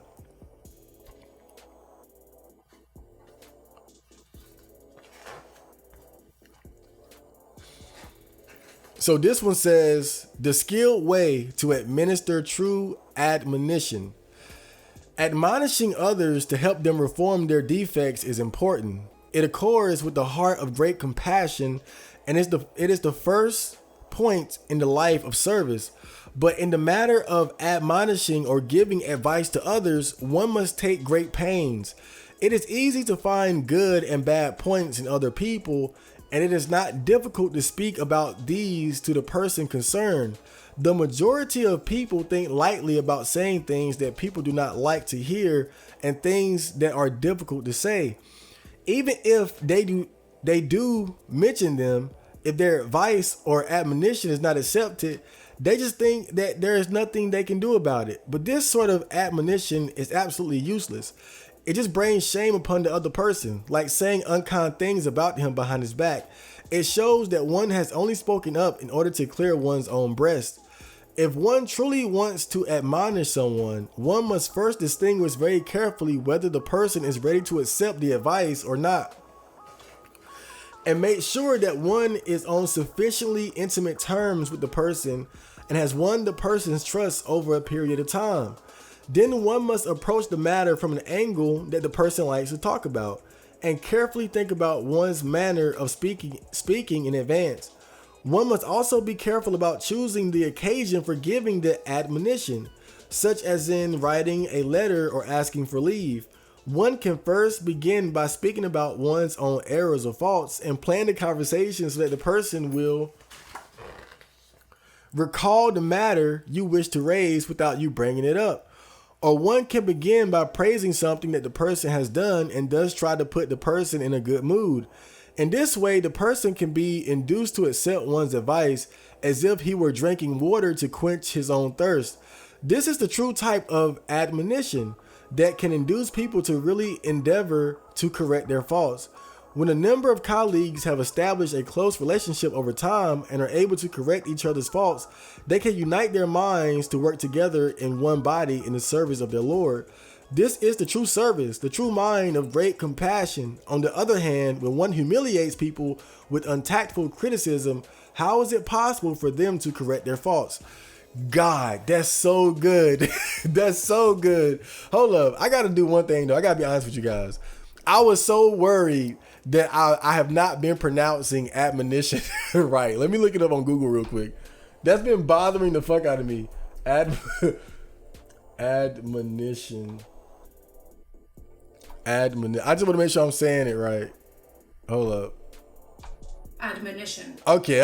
I was like, oh yeah. I felt like I was saying it wrong, but I was like, okay, I got it. But if you don't know, admonition, the definition as I'm reading it here, an act or action of admonition, authoritative counsel or warning, reprimand, rebuke, reproof, reproach. Basically you're letting someone know of their mistakes. It's criticism, right? It's criticism. And I love this so much because this is something that I've experienced myself, right?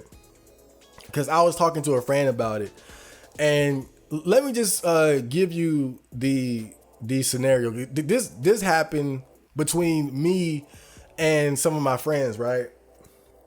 And so one of my friends he has a younger brother, and he was telling me about how he was worried about his younger brother and the company he's been keeping, because he started hanging out with this guy who, basically he's a gangbanger, right? He's involved in like gang activity, and he knows that his younger brother really isn't about that life. Like there's no offense to him, but you're not a gangster, so why are you hanging out with gangbangers and shit?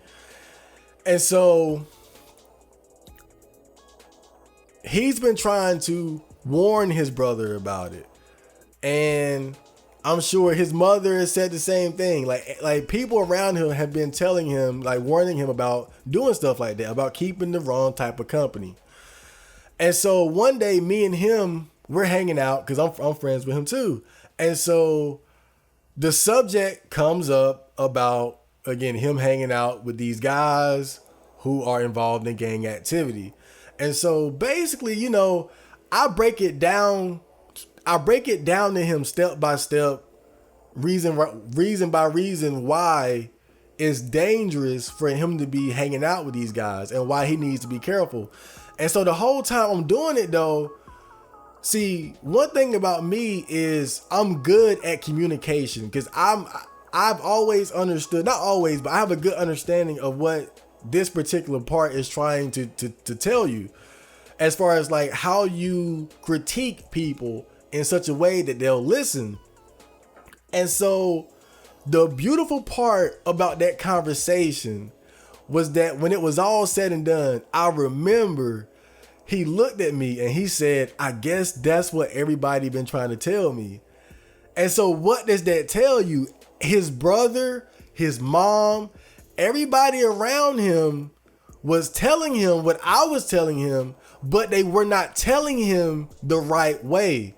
They were doing so, again, I wasn't there, but I could imagine that the older brother, because I know how he is, he can be arrogant, he can be abrasive.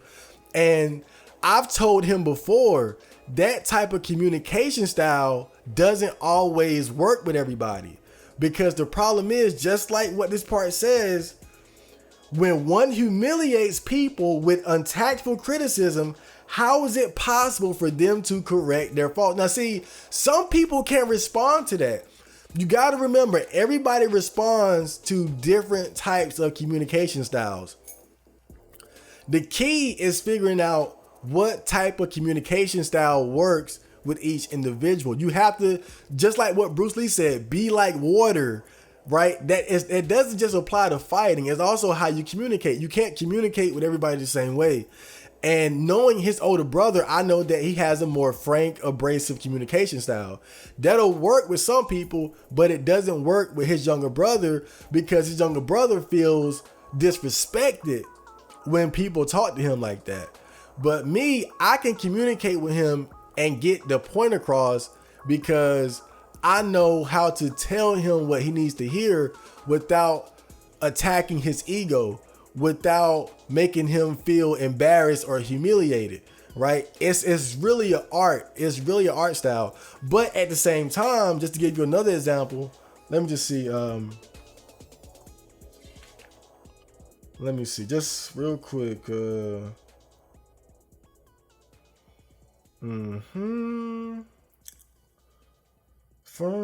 Yes, if one truly wants to admonish someone, one must first distinguish very carefully whether the person is ready to accept the advice or not. And so I have another friend. He's wrapped up in a toxic relationship right now. And so whenever he comes over, you know me, I'm Mr. Red Pill MGTOW. So I see his relationship, like, to me, I'm looking at it like it's a damn chess game. And I'm seeing all the moves and what he's been doing wrong and how she's been manipulating him. And so I've always tried to give him advice as far as how to navigate their relationship, where the obvious answer is to get out of it, but at a certain point, I realized that it doesn't matter what I say, because my friend, he's not ready to receive the information. His mind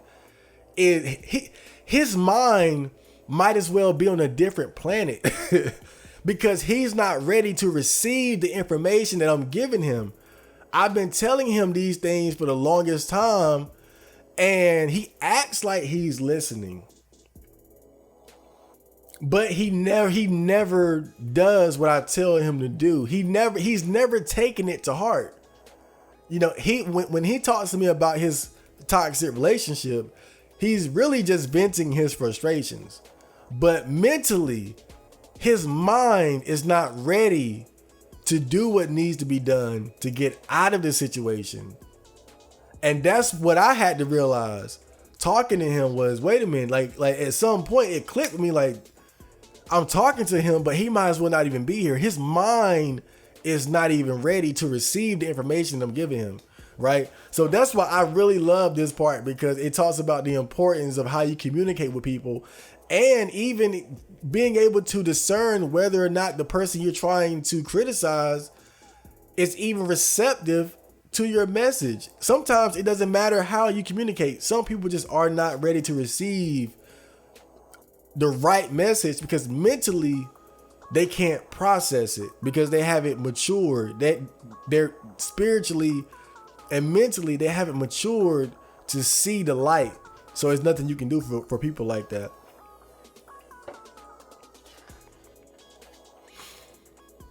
So this one says, prepare down to the last detail.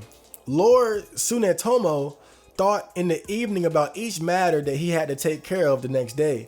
When he had made a promise to go somewhere, on the evening before setting out, he would find out everything he could about the other party that he was going to meet with. And he would think carefully about every aspect of the meeting, from the words he would use in greeting to the season and the circumstances affecting the way he should speak to the other party. That is the way of harmony, the way of courtesy and etiquette. And it was funny because when I read this, it was funny because I used to always feel kind of embarrassed because I do stuff like that. Like, I plan out what I'm gonna say to people sometimes, like especially like when I know, like if I'm gonna ask for something or try to set something up with other people, I tend to do stuff like that. I tend to try to like plan exactly how I'm gonna say it or what I'm gonna say and shit like that. Like I remember, and it seems so silly, right? But just like a recent example, you guys know I work at a community center where I clean up, and I noticed that they got like this summer camp thing going on for kids, and they have like board games for the kids to play with. And I was looking around, I was like, man, these board games look boring as hell. Like I should go buy a board game that I think would be fun for the kids to play with and bring it to the community center and just ask the people who run the summer camp thing, like, would it be okay for me to donate, you know, a new board game to their collection? And so I think I bought like a Spider-Man Monopoly or something like that. And it was funny because like I had a whole weekend to think about how I was going to present this. And so I literally just kept going over in my head, not like over the whole weekend, but you know, just several times throughout the weekend before I actually did it, I thought about exactly what I would say and how I would say it. And it seemed so simple because all I was doing was giving them a goddamn Spider-Man Monopoly board for the kids. And, but I do stuff like that. I really do. Like if I know I'm going to be asking for something or presenting an idea to someone, I tend to go over in my head how I'm going to say it and what exactly I'm going to say. And I do that with all kinds of shit, right? But I used to feel kind of embarrassed about it because I thought maybe it was silly, but I can't lie. Like reading it here, I feel a bit validated, and you know, now I feel more confident in it and able to stand on what I do because it does make sense, and it's not just about like preparing for what you're going to say to someone or how you're going to ask for something or whatever, or set something up. You know, it can also apply to even like this Botcast. Like I prepare before I do the Botcast. I have a bit like, I don't prepare like every little detail, but I have a basic outline, right? I have the intro, the news, the OC, the main topic, key points, TOD comments. Like I have a basic outline that I can fall back on when I'm actually recording it, you know. So that's just, you know, bit of wisdom. So the next one is, oh, this is gonna be nice. Let's see here. Manliness is in decline. I have heard that the late Matsuguma Kyonin said, in the way of medicine, male and female are assigned to yin and yang, and there is a corresponding difference in treatment. Even the pulse differs between men and women. Nevertheless, during the past 50 years, the pulse of men has become the same as that of women. Since I noticed this, I believe that in treating eye illnesses, it is appropriate to use the women's treatment to treat a man's eyes. It appears now the world has entered the latter days and the vital force of men has gone into decline, becoming just like that of women. Since this is something that I have apprehended through my own experience, I have kept it a secret. Regarding this, in observing men in recent years, I have seen many who seem truly to be of a feminine pulse, and those who appear to be indisputably male are rare. Nowadays, accordingly, if one exerts oneself just a bit, it is easy to pull ahead of others. Moreover, as evidence of the lack of courage in today's men, among men who have been executed by beheading, there are few cases where the head has actually been cut off, and even worse, kaishaku, who find excuses to avoid doing their job, are thought of as clever or as men with the cultivated spirit. This is the sort of age we live in. As another example, the game of running a sword between another man's thighs to test his courage was felt 40 or 50 years ago to be a test of manhood that every man had to go through. And because it was considered shameful to show one's thighs if they had no scars, young men would make scars on their thighs by themselves. All tasks that were called men's work were bloody jobs, but in our present age, those who engage in such jobs are called fools. People save appearances by their skillful use of words, but manage to avoid any kind of work that is even slightly demanding. This is something that I hope the young people of today will reflect upon. So obviously this is very interesting when you apply that to the age we live in now, especially in the West. I mean, this guy, he would have had a stroke. He would have had a stroke if he saw the men of today. Oh my God. And I mean, the most obvious example is when you look at the transgender movement, in particular the male to female transsexuals. But I think that's the more extreme, right? That's the more extreme example of it. I mean, even outside of that, you do see guys like we might call them like soy boys, onions, beta cucks and all that. And not just in behavior, but also in appearance. You got these guys who are just perpetually out of shape. They got arms the size of twigs and shit.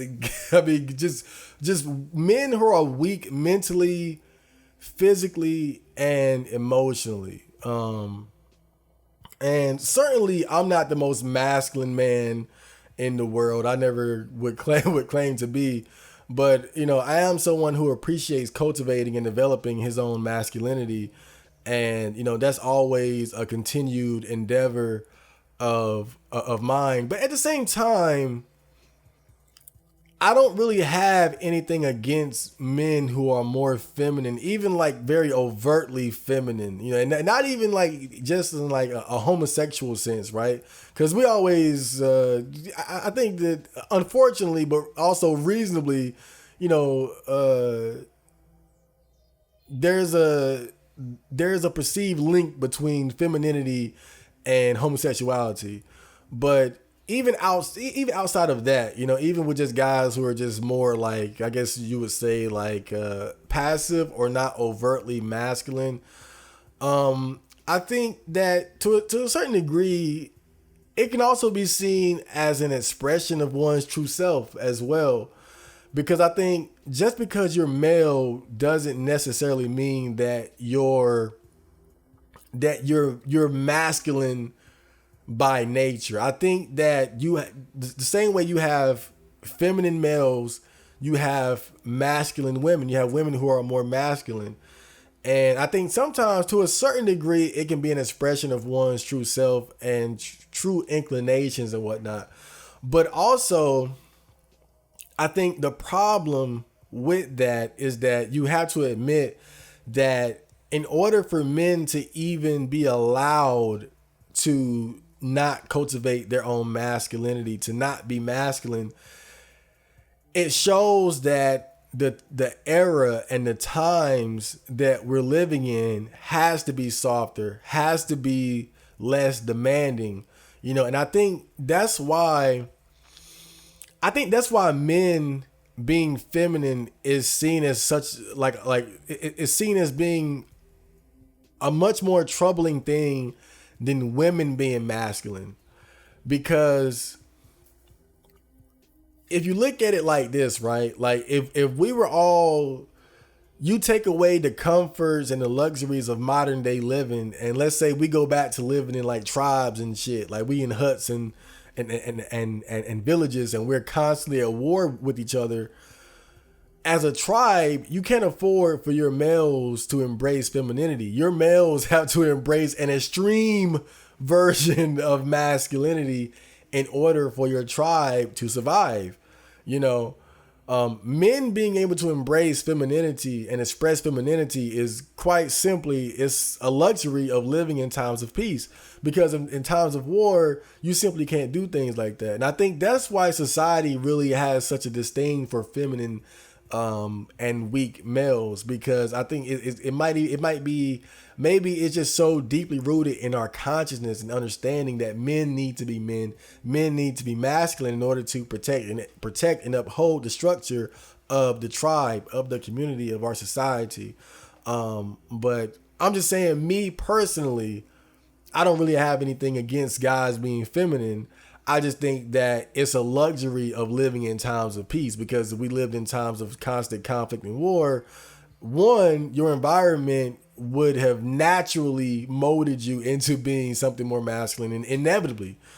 And not only that, you wouldn't have been able to really find a place in society, or rather, it would have been much harder for you to find a place in society as a feminine male, because during times of war and times of conflict, the masculine male is going to be the most revered, is going to be the most sought after and pedestalized.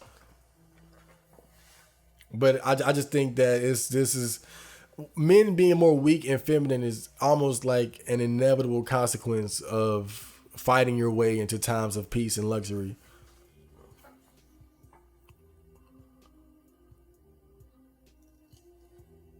Okay, 1, 16, 4. Let me get a sip of water.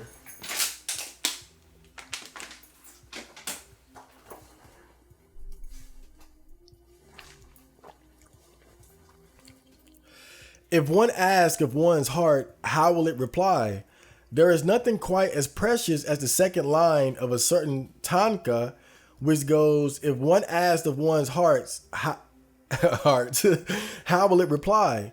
Perhaps one should repeat this always in one's mind, like the Nimbutsu. First, it is often heard on the lips of people, those in recent times who are said to be clever do nothing but use their wisdom to adorn appearances and deceive people. Thus, they are worse than the dull-witted. At least the dull-witted are straight. If one looks thoroughly into one's heart, as the poem suggests, there will be no more hidden places. One can be one's own best interrogator. I would like to have a heart that has nothing to be ashamed about when it meets the interrogator. I like that one too. One thing I do, and one thing that I always prioritize, is self-honesty. I always try to look as deeply into my emotions and my feelings and my heart, my mind. I always try to get into the depths of who I am in regards to every subject. That's why I spend a lot of time reflecting and thinking about things. Sometimes I go outside and I just sit and I just go over like my beliefs on different subjects, and just express myself to myself. And it's something that I practice quite a bit. And one thing I always make sure of is that when I do it, it's like I almost imagine that I'm talking to God, you know. Even though I'm not religious, I feel like that's the best way for me to get the most truth out of myself. Because sometimes I feel like sometimes I'll be talking, but I'm talking as if I'm talking to a specific person or in a specific situation. And you know, when you're talking to people, there tends to be a filter. When you're talking in public and you're in different situations, there tends to be a filter. With God, there is no filter because you can't hide anything that you feel or think from God. And so when I really reflect and when I really go deep into myself, as far as trying to get the truth out of myself, I just always imagine that like my heart, my soul, everything is out in the open, just completely wide open for God to see, because God would see that regardless. And so that's how I get the most out of myself as far as like trying to get the truth of how I feel about different things going on in my life or different situations that I've been in. But yeah, I think it's a very good thing to practice, more or less, you know, as it says, to be your own interrogator. You know, to like when you really open your heart up to yourself, what do you see? You know, and do you see everything clearly? Are you 100% honest with yourself, you know, between the good and the bad that you may have done or whatnot?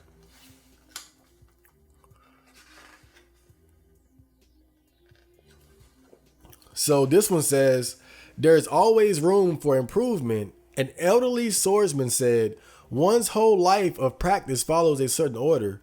The lowest grade is where, although one practices, one does not really achieve anything. One does not really achieve anything and thinks that both oneself and others are clumsy and unskilled. In this condition, one cannot be of any use. The middle grade is where, although one is still of no use, one is aware of one's insufficiencies and also able to see the insufficiencies of others. The upper grade is where one has thoroughly understood with regard to one's own practice and takes pride in one's proficiency, enjoying the praise of others and lamenting the lack of proficiency in others. At this stage, one will be of use. The next higher grade is where one appears as if one doesn't know and sees others also as proficient. This is the highest stage that most people reach, but there is an even higher level that surpasses that. If one enters deeply into this higher way, one finally finds that it is something without end. So one no longer thinks that one has mastered the art. Since one now sees clearly that one still has insufficiencies, one is no longer satisfied regarding one's lifetime accomplishments. One does not feel vain, nor does one feel self-abasing. I understand that Lord Yagu Taijamana Kami Moninori said, I do not know the way to win over other people. I only know the way to win over myself. Today my skill is better than yesterday, and tomorrow it will be better than today. And I will continue to improve for my whole life. This is also what is called having no end. So I think this one is kind of self-explanatory. You know, you can always get better. You know, that it's at some point on your journey, at some point you become wise enough to realize that perfection for us humans is basically impossible. You know, the highest aim, therefore, is not to necessarily to master something, but I think to consistently work at being as good as you possibly can be. You know, that's the highest level, is understanding that it's a never ending journey. You know, you can always get better. You can always improve. Although, you know, there are certain like limitations. For example, if you look at basketball, for example, you know, at some point, as good as Michael Jordan was, he had to retire, at which point he could no longer, you know, technically he could no longer improve because his body simply reached a certain limit where he would no longer improve, only decline. So at that point, your only option is to, switch gears a little bit. That's why you see a lot of athletes, right? If you're a basketball player, once you're no longer in your prime and your body has declined, you might become a coach, because that way you can still stay within the realm of your the artistic endeavor of your choosing, while also having room for improvement, right? You can no longer improve as a player because you've reached your ceiling because of your body's limitations. So you can adjust by becoming a coach or becoming a GM or something of that nature, right? You can stay within the realm of your art of your career path. You just got to take a different approach, right? But other than that, perfection is simply unachievable. You can always get better, and if you can't get better, then you just change your approach and get better at a different in a different area in the same field, so to speak.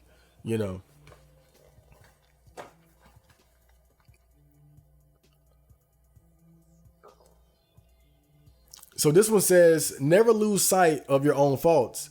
Master Conan of Soryuji Temple, when he was talking with his study companions, including Lord Mimasaki and Ishida Ite, said, each of you has become quite impressive as a little fount of knowledge. However, it seems that you are even less acquainted with the way than an ordinary person.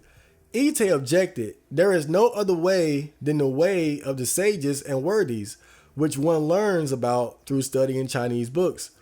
Master Conan answered, the erudite person's distance from the way is like a person who is supposed to go east but goes west instead. The more knowledge one has, the farther one gets from the way. This is because one reads in books about the words and deeds of the sages and worthies of China, and one hears about them in people's speech. Thus, one's views and opinions become elevated, and one thinks one wants to become like them. One comes to regard ordinary people as insects. This is what is to be distant from the way. The way means nothing other than to be aware of one's own faults. To be aware of one's faults from moment to moment and to work at this for one's whole life is what is called the way. The reason we read the Chinese character for sage as hijiri is because the sage is one who knows his faults. The Buddha taught that through the 4 characters, know one's fault and immediately discard it, a person can consummate the practice of the way. If one uses the mind to watch the mind, one will find that in the space of one day, the number of times the evil mind arises is beyond count. There is no basis for thinking that I am good. These words were the occasion for Ite to achieve the way. However, it is a different logic in the world of martial arts. If you do not think with great arrogance that you are a samurai of unequaled in all of Japan, it is very difficult to manifest martial courage. There are also different grades of the way one holds one's energy, key in the manifestation of martial courage. So the part here that stands out to me, and I think this is something that I definitely have to practice. And you hear a lot about this now. People would call it, just being mindful, right? The way means nothing other than to be aware of one's own faults. To be aware of one's faults from moment to moment and to work at this for one's whole life is what is called the way. The reason And if one uses the mind to watch the mind, one will find that in the space of one day, the number of times the evil mind arises is beyond count. And one thing I always struggle with is being consistently productive. And so in order to combat that, one thing I have to do is I have to watch my mind. Like what is it that goes into my mind that causes me to be so distracted, that causes me to lose motivation and drive throughout the day? And I'll give you just a quick example, right? So I was at work and what happened? I was at work, but I don't work very long. So I go to work for like an hour, 30 minutes, come back home. And I had set like these different goals for myself that morning. And before I could really get busy, I had to go to work real quick and finish up there. And I noticed like when I was at work, I was kind of tired. Like I felt lethargic. And I felt like, man, when I get home, I'm probably just going to pass out and not do anything. And so in that moment, though, I was aware of these thoughts. And so I said, okay, if I'm going to accomplish what I set out to accomplish today, I got to steer my mind in a different direction. And so I started thinking, okay, maybe I'm a little tired now, but if I stay focused and adjust my body language to reflect being alert, to reflect being busy and energized, I'll probably find a second win. Cause I was really tired to the point where I felt like I could go home and sleep for like 4 or 5 hours. And it was funny because once I caught that and steered my mind in a different direction, the thing I kept telling myself was that just stay focused, stay alert. I'm telling you, you're going to get a second win. And that second win came. It really did. And I think that's just the perfect example of the benefit of mindfulness. Because a lot of the bad decisions and mistakes that we make on a daily basis is because of the negative programming that we develop in our formative years. And I think a lot of times we don't realize how much of that we have retained into our adulthood. Even at the point where I'm at now, where I'm much happier and wise, I still have a lot of that embedded in my mind. And it's so important for me to be mindful and combat these thoughts and reprogram myself and steer my mind in better directions. Because when you steer your mind is really like a ship at sea. And you have to take control of it. You have to take control of the steering wheel, so to speak, and steer yourself or your mind in the right direction, because everything that you do starts in the mind. And so you steer the mind correctly, and your behaviors and your actions naturally follow. And so that's what I take. That's what I've taken from that.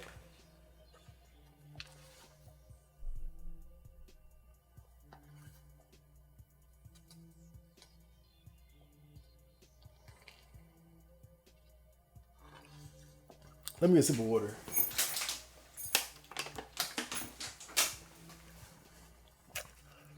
Okay, so where's this one?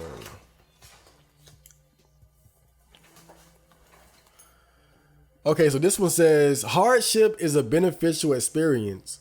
When asked what things are absolutely prohibited for a retainer, I answered, heavy drinking, conceitedness, and extravagance. There is nothing to worry about when one is going through hard times, but as soon as one's fortunes have taken a turn for the better, one is in danger of falling into all three. You need only look around yourself to see what I mean. Oh, excuse me.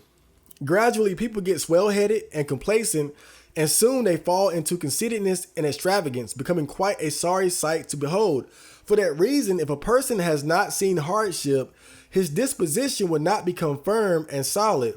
It is good for young people to experience a good share of hardship or misfortune. A person whose spirit collapses in the face of misfortune is of no use. You know, reading this, it makes me think of the process that athletes go through in preparation for a game or an event. In particular, like when you look at boxers, right? When you look at fighters, because I think when you look at how they prepare and what they're preparing for, it really does relate to this particular portion of the book. Hardship is a beneficial experience, because when you look at the preparation that a boxer does, right, in preparation for a fight, what he's basically doing, is putting himself through extreme hardship in order to prepare himself for the hardship of the fight. And I've heard Mike Tyson say this before. I've heard him say that the fight is easy. It's the training that's hard, right? But that's the whole point. You train hard to make the fight easy. Now, sometimes no matter how hard you train, the fight can be hard too, because your opponent might be just as, he might go just as hard as you are. But essentially, that's what they're doing. That's how they prepare themselves.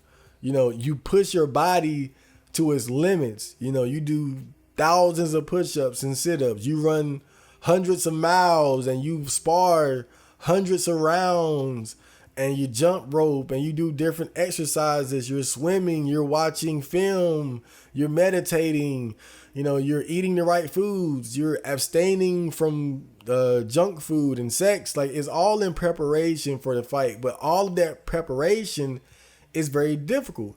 And that's why a lot of athletes, that's why a lot of fighters fail to live up to their potential, not because they won't show up to the fight, but because of the difficulty of putting yourself through consistent hardships to prepare for the fight. And I think that's very much in line with what's being said here.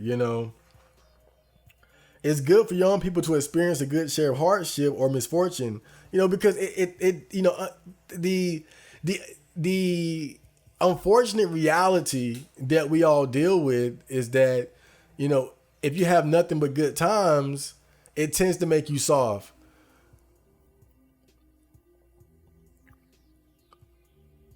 It's hard to stay sharp when everything is going right for you. It's hard to stay sharp when there's no challenge ahead of you. It's things like fear, it's things like hunger, it's things like discomfort that encourage people to really, really push themselves and become better than what they are, so that they can, take themselves out of that unfortunate situation.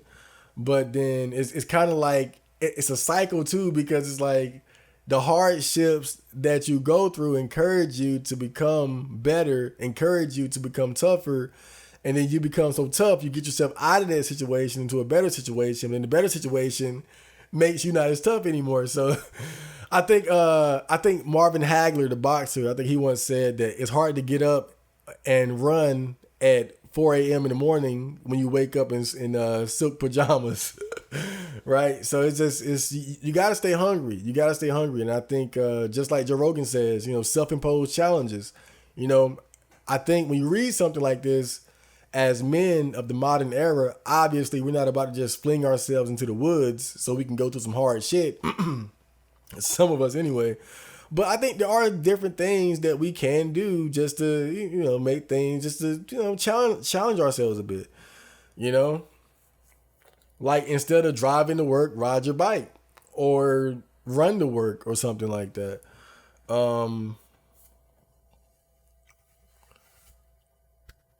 Shit, man. I don't know. Go, like, one thing I do, like, I like to work out when it's super hot, like 90, 95 degrees. I'll go outside right under the sun. And that heat adds to the challenge of an already challenging workout, So it's, little things like that, fasting, no fapping, shit like that, But, it's kind of sad, like, those are the highest challenges for the modern man. But whatever. Oh, man. Okay, so that's it for the Way of the Samurai for right now. It's quite a bit. It's quite a bit in his book. I didn't realize how much good wisdom I found in his book. And I don't want it to take up all of the time today. So we're going to dive back into the Way of the Samurai eventually. Maybe the next episode or the episode after that one. But this is a great book with a lot of good wisdom. I highly recommend it. And we're going to dive into, we're going to jump back into this book again later. But that's all we're going to get for now. Hope you guys enjoyed that. And next we're going to have the thread of the day.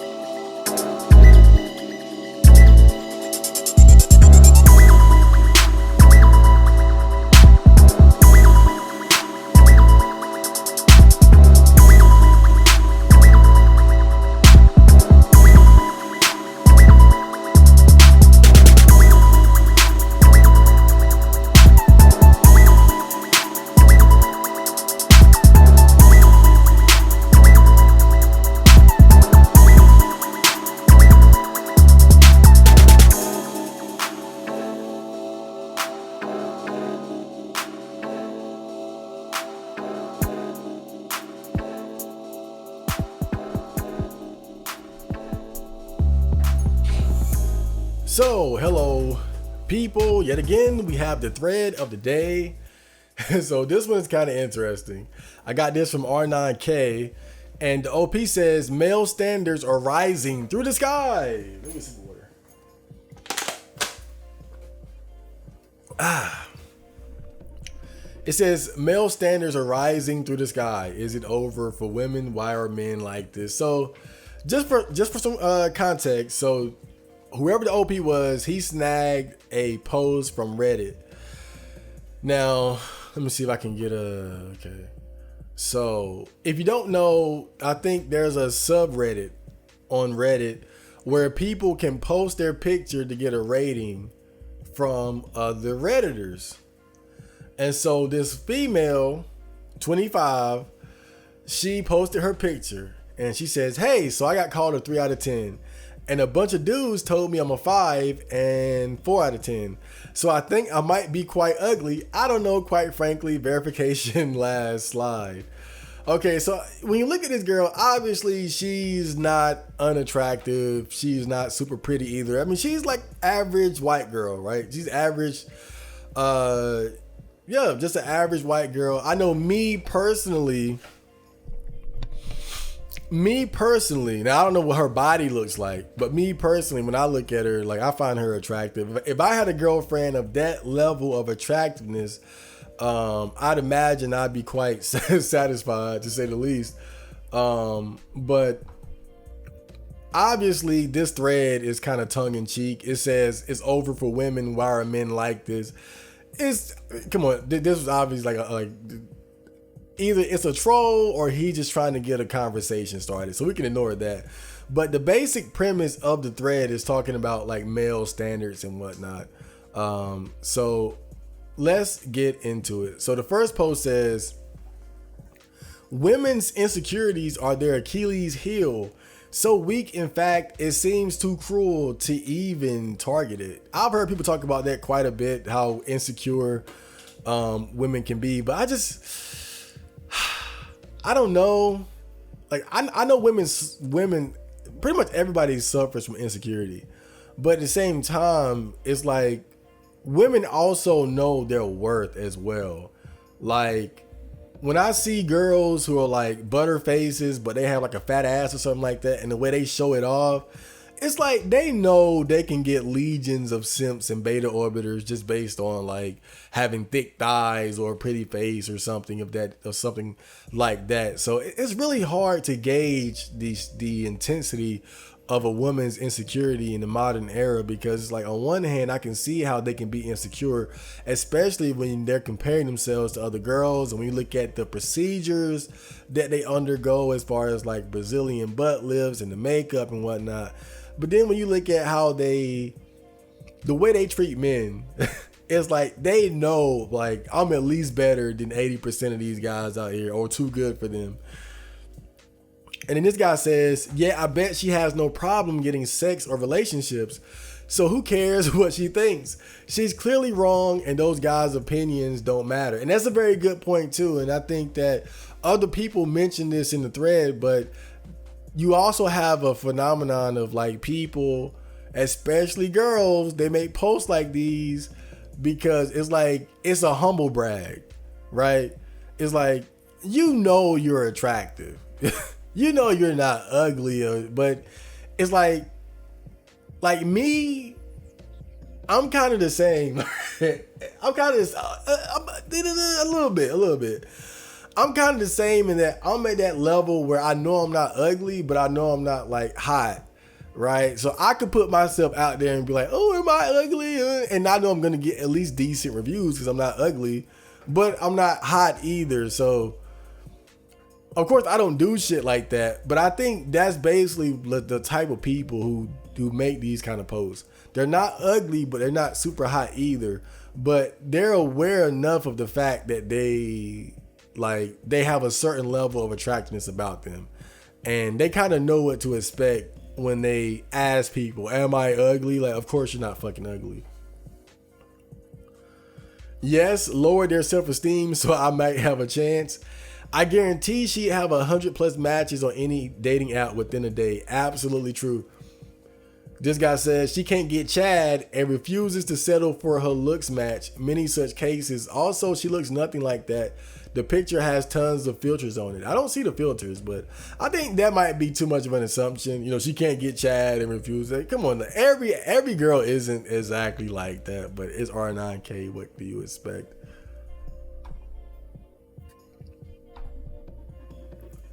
So this guy says, it is harder, this girl says, it is harder being an ugly woman than being an ugly man. And she got quite a few responses. Here are a few.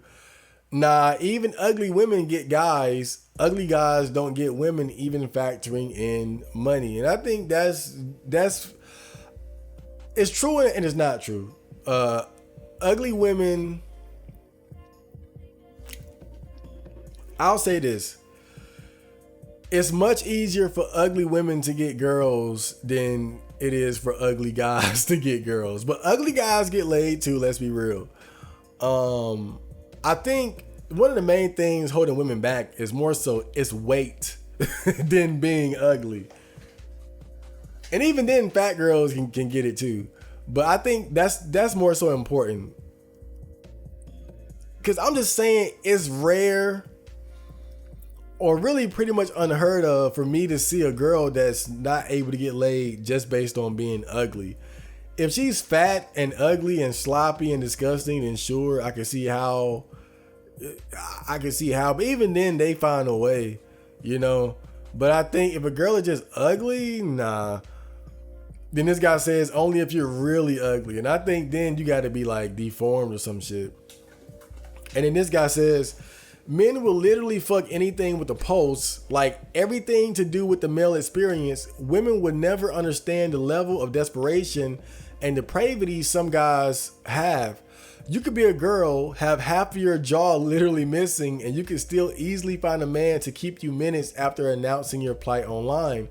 You could be an ugly ass 2 out of 10 like Pick Related, and you will still have dozens of men willing to breed you and turn you into a housewife.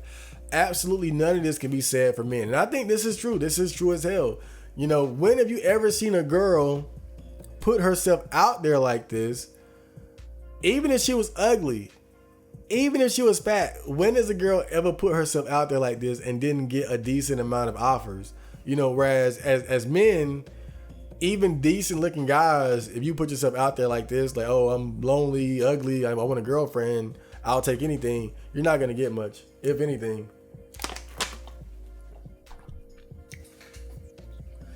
And then this guy says, she's probably lying. I say she's a 6 or a 7. I think a 6 is about accurate. I would have to see the body to be sure though. So the subreddit is called Am I Ugly? So that's where people go to basically, like I said, they get rated.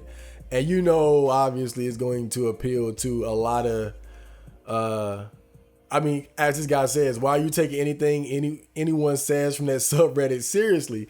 It's attention whoring disguised as looking for critique or advice. And that's, I mean, I'm sure some people really do go there and they be ugly as fuck. But you know, you got people who are like moderately or barely attractive going there, knowing that they're moderately or barely attractive and just wanting to get that confirmation. So this guy says, when she says dudes, she means dudes she wants to date, which is 10% of the eligible adult male population. She's clearly at least a 7 to most guys, but she won't date most guys. This thread is pointless and should be deleted. Yeah, I mean, that's pretty much right on the money. When she says dude, she means dude she wants to date. Yeah, like it's, you know, it's the guys that she's looking at. And I think that's what people always got to keep in mind though, is that when girls say shit like that, you got to understand, like, they have, like, you ever heard of tunnel vision? Girls have Chad vision, more or less. And the opinions of average dudes who are not in the range of attractiveness that she would actually consider as a dating option, the opinions of guys underneath that don't really matter at all. You know, if she made a Twitch or OnlyFans or posted on R9K or some other male dominated forum, she would get a lot of attention. She would get a lot of beta orbiters and simps and whatnot. But all that attention really wouldn't mean much compared to what she really wants, which is the attention from a guy that she's actually attracted to, which would probably be someone who's above, I wouldn't even say Chad, but just somebody who's, maybe, I would say more so above average. Just whatever her type might be, Chad.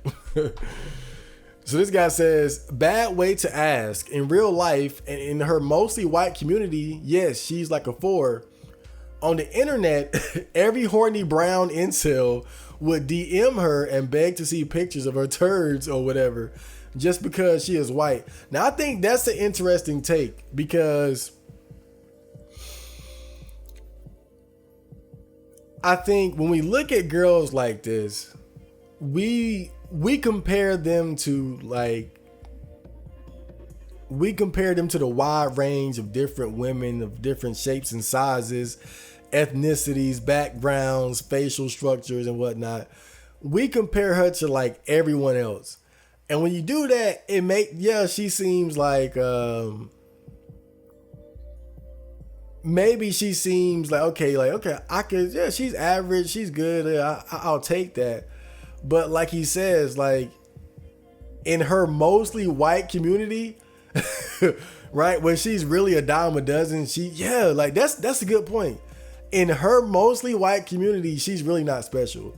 If you were to take her and she was to, let's say she were to move into my neighborhood, right, with the blacks, like if she were to move into like the hood or one of these projects or something, she wouldn't be considered like a bad bitch, but she would be instantly like within the upper echelon of hoes out there.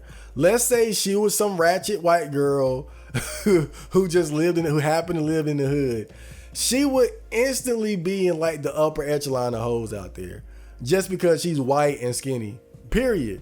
Right? For us, she would be like in her white community, she's probably like a 5 at best. You put her in the hood, she's like an 8 or a 7 at least, because now she's, again, skinny white girl, right? Most niggas want to be with her just based off that. So this guy says, genuine tranny face, unfortunate. Can't even be sure it is an actual woman when you look closely. At a brief glance, she's fine. But if you focus in on the face more and disregard the hair, it becomes a very manly face. And there doesn't look to be a particularly big attempt to counter that with a bunch of makeup or anything. A hairstyle that doesn't expose her entire forehead would help alleviate it a bit. She does have like a strong face. I think it's the jaw. It's the jaw that really does it. Let me look at her face again. I mean, I wouldn't say she has a tranny face. Let me look. Hold up.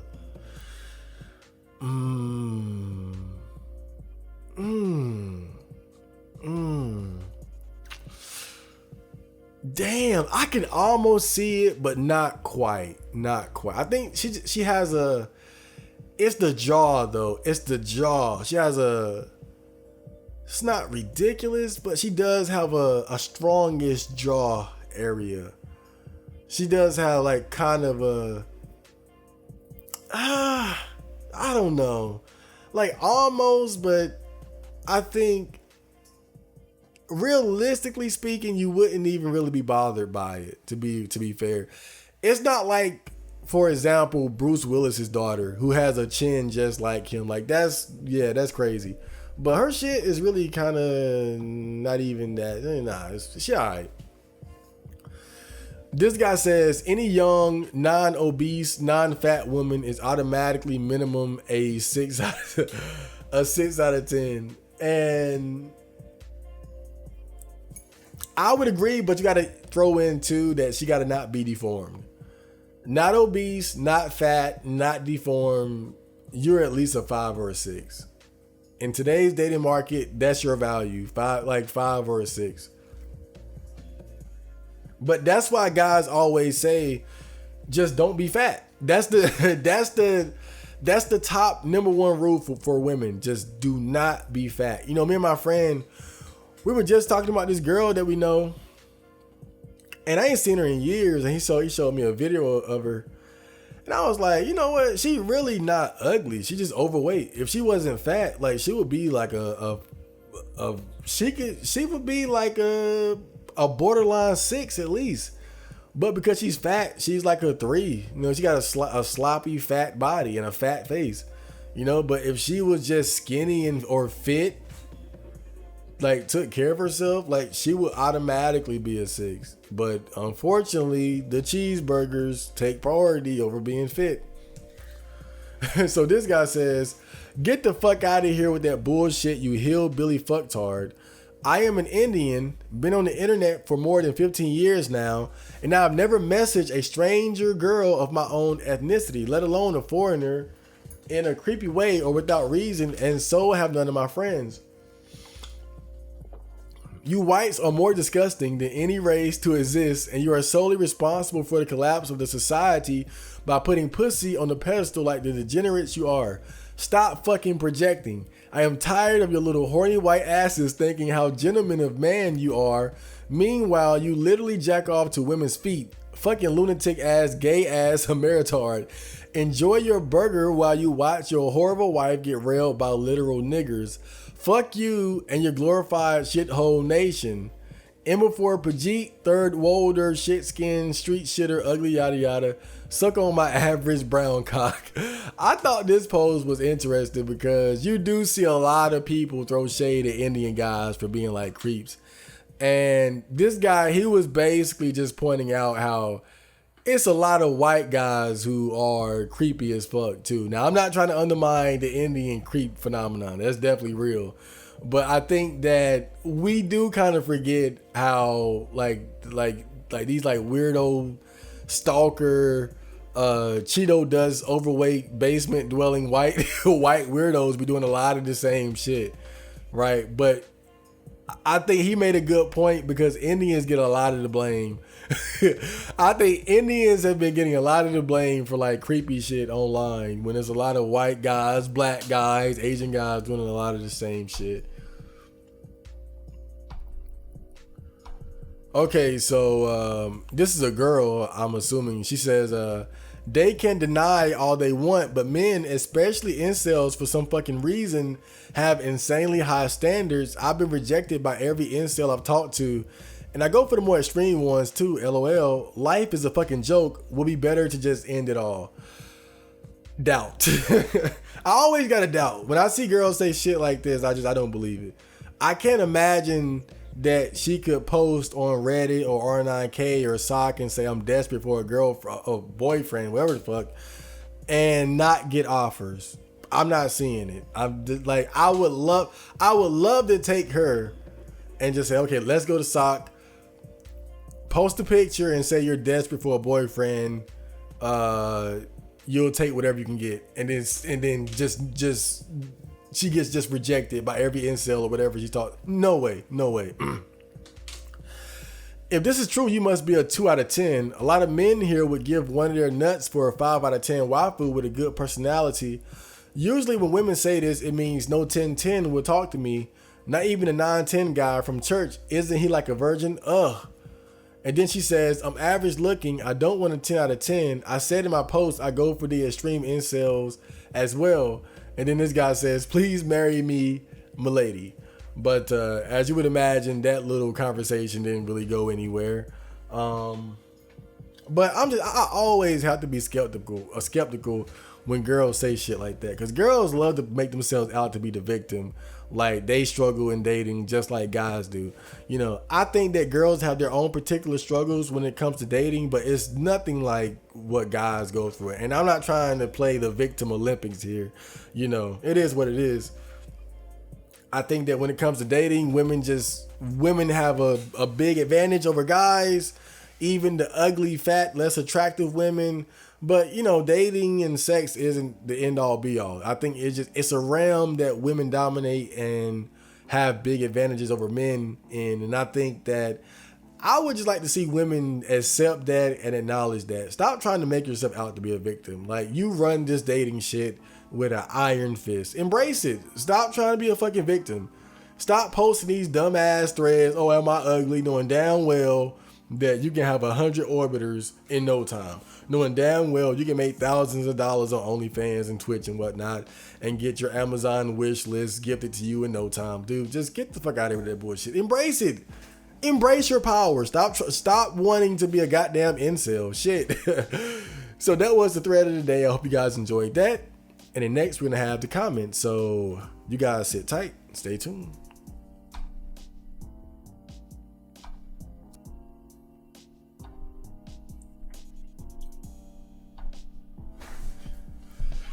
Okay, so it's that time of the day. Before I get out of here, we're going to get some comments in. So let's get right to it.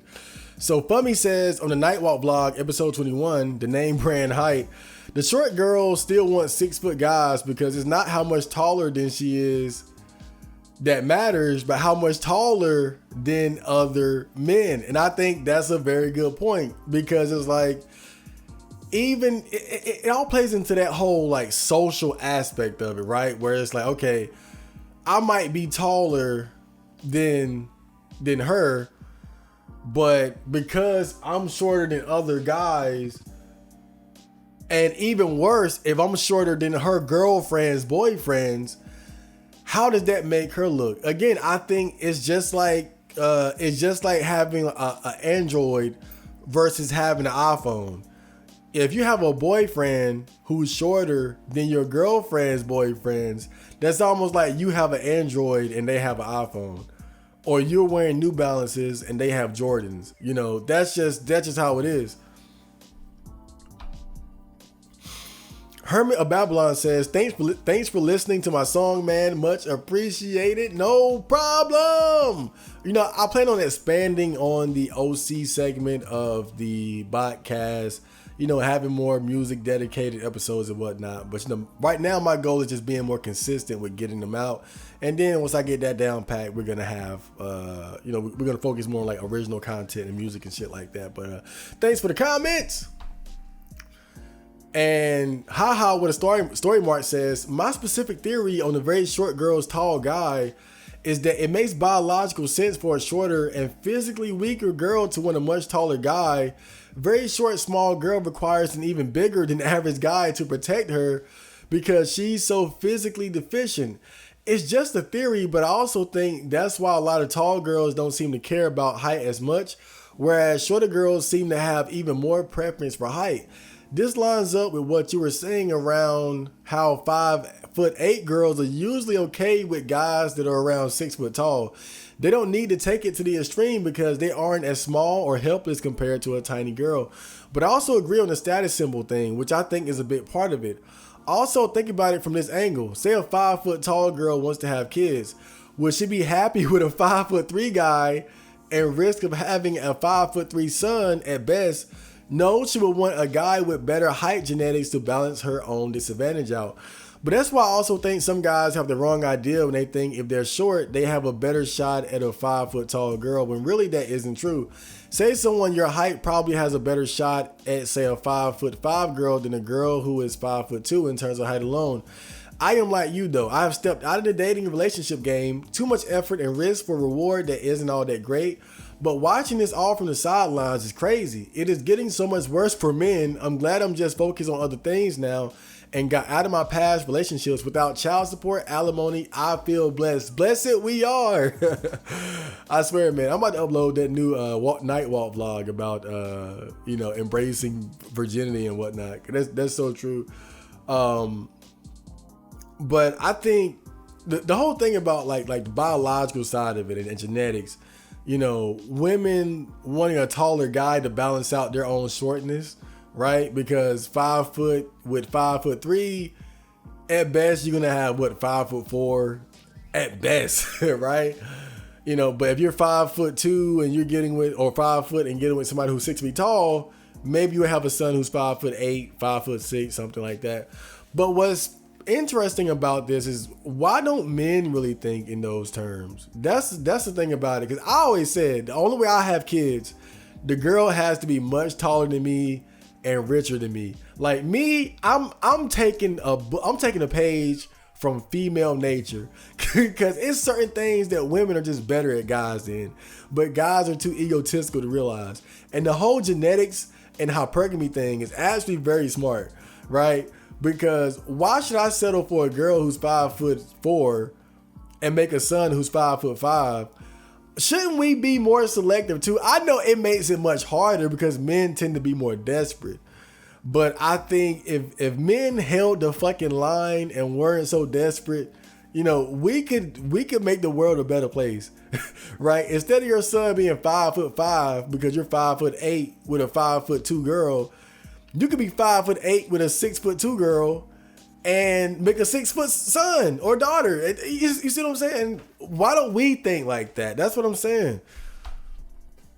Nord Berserker says on the Ballad of Kentre Brown video, "This is awesome, love this song, but the video adds another dimension to it. You got the feeling of it down." Of course, I made the song. Thanks for that comment, Nord Berserker. Fudge Capitalist says, "Damn, fire song. You still neat, Chad?" Oshiri says he works a part-time job now. He works like 2 hours a day or something. I see, gotta make that hustle though. Yeah, I mean, it's people keep asking, but yeah, I do like a cleaning job for a cleaning service company or something like that, where I work at different buildings throughout the week. On average, I'd say I work about 2 to 3 hours a day, 5 days a week. The pay is decent, but the best thing about it, it doesn't take up all my time. Thank God. So Eric Williams says on the Shaman King anime review, "Seems like a very mild version of JoJo." Even comparing it to JoJo is not even, don't even do that. Don't even do that. I wouldn't even say that. It's just not it. It's very, to me, it's very bland, very mediocre. You know, the only similarity is that it's a proxy battle anime, but it's not even close to JoJo in terms of style and quality.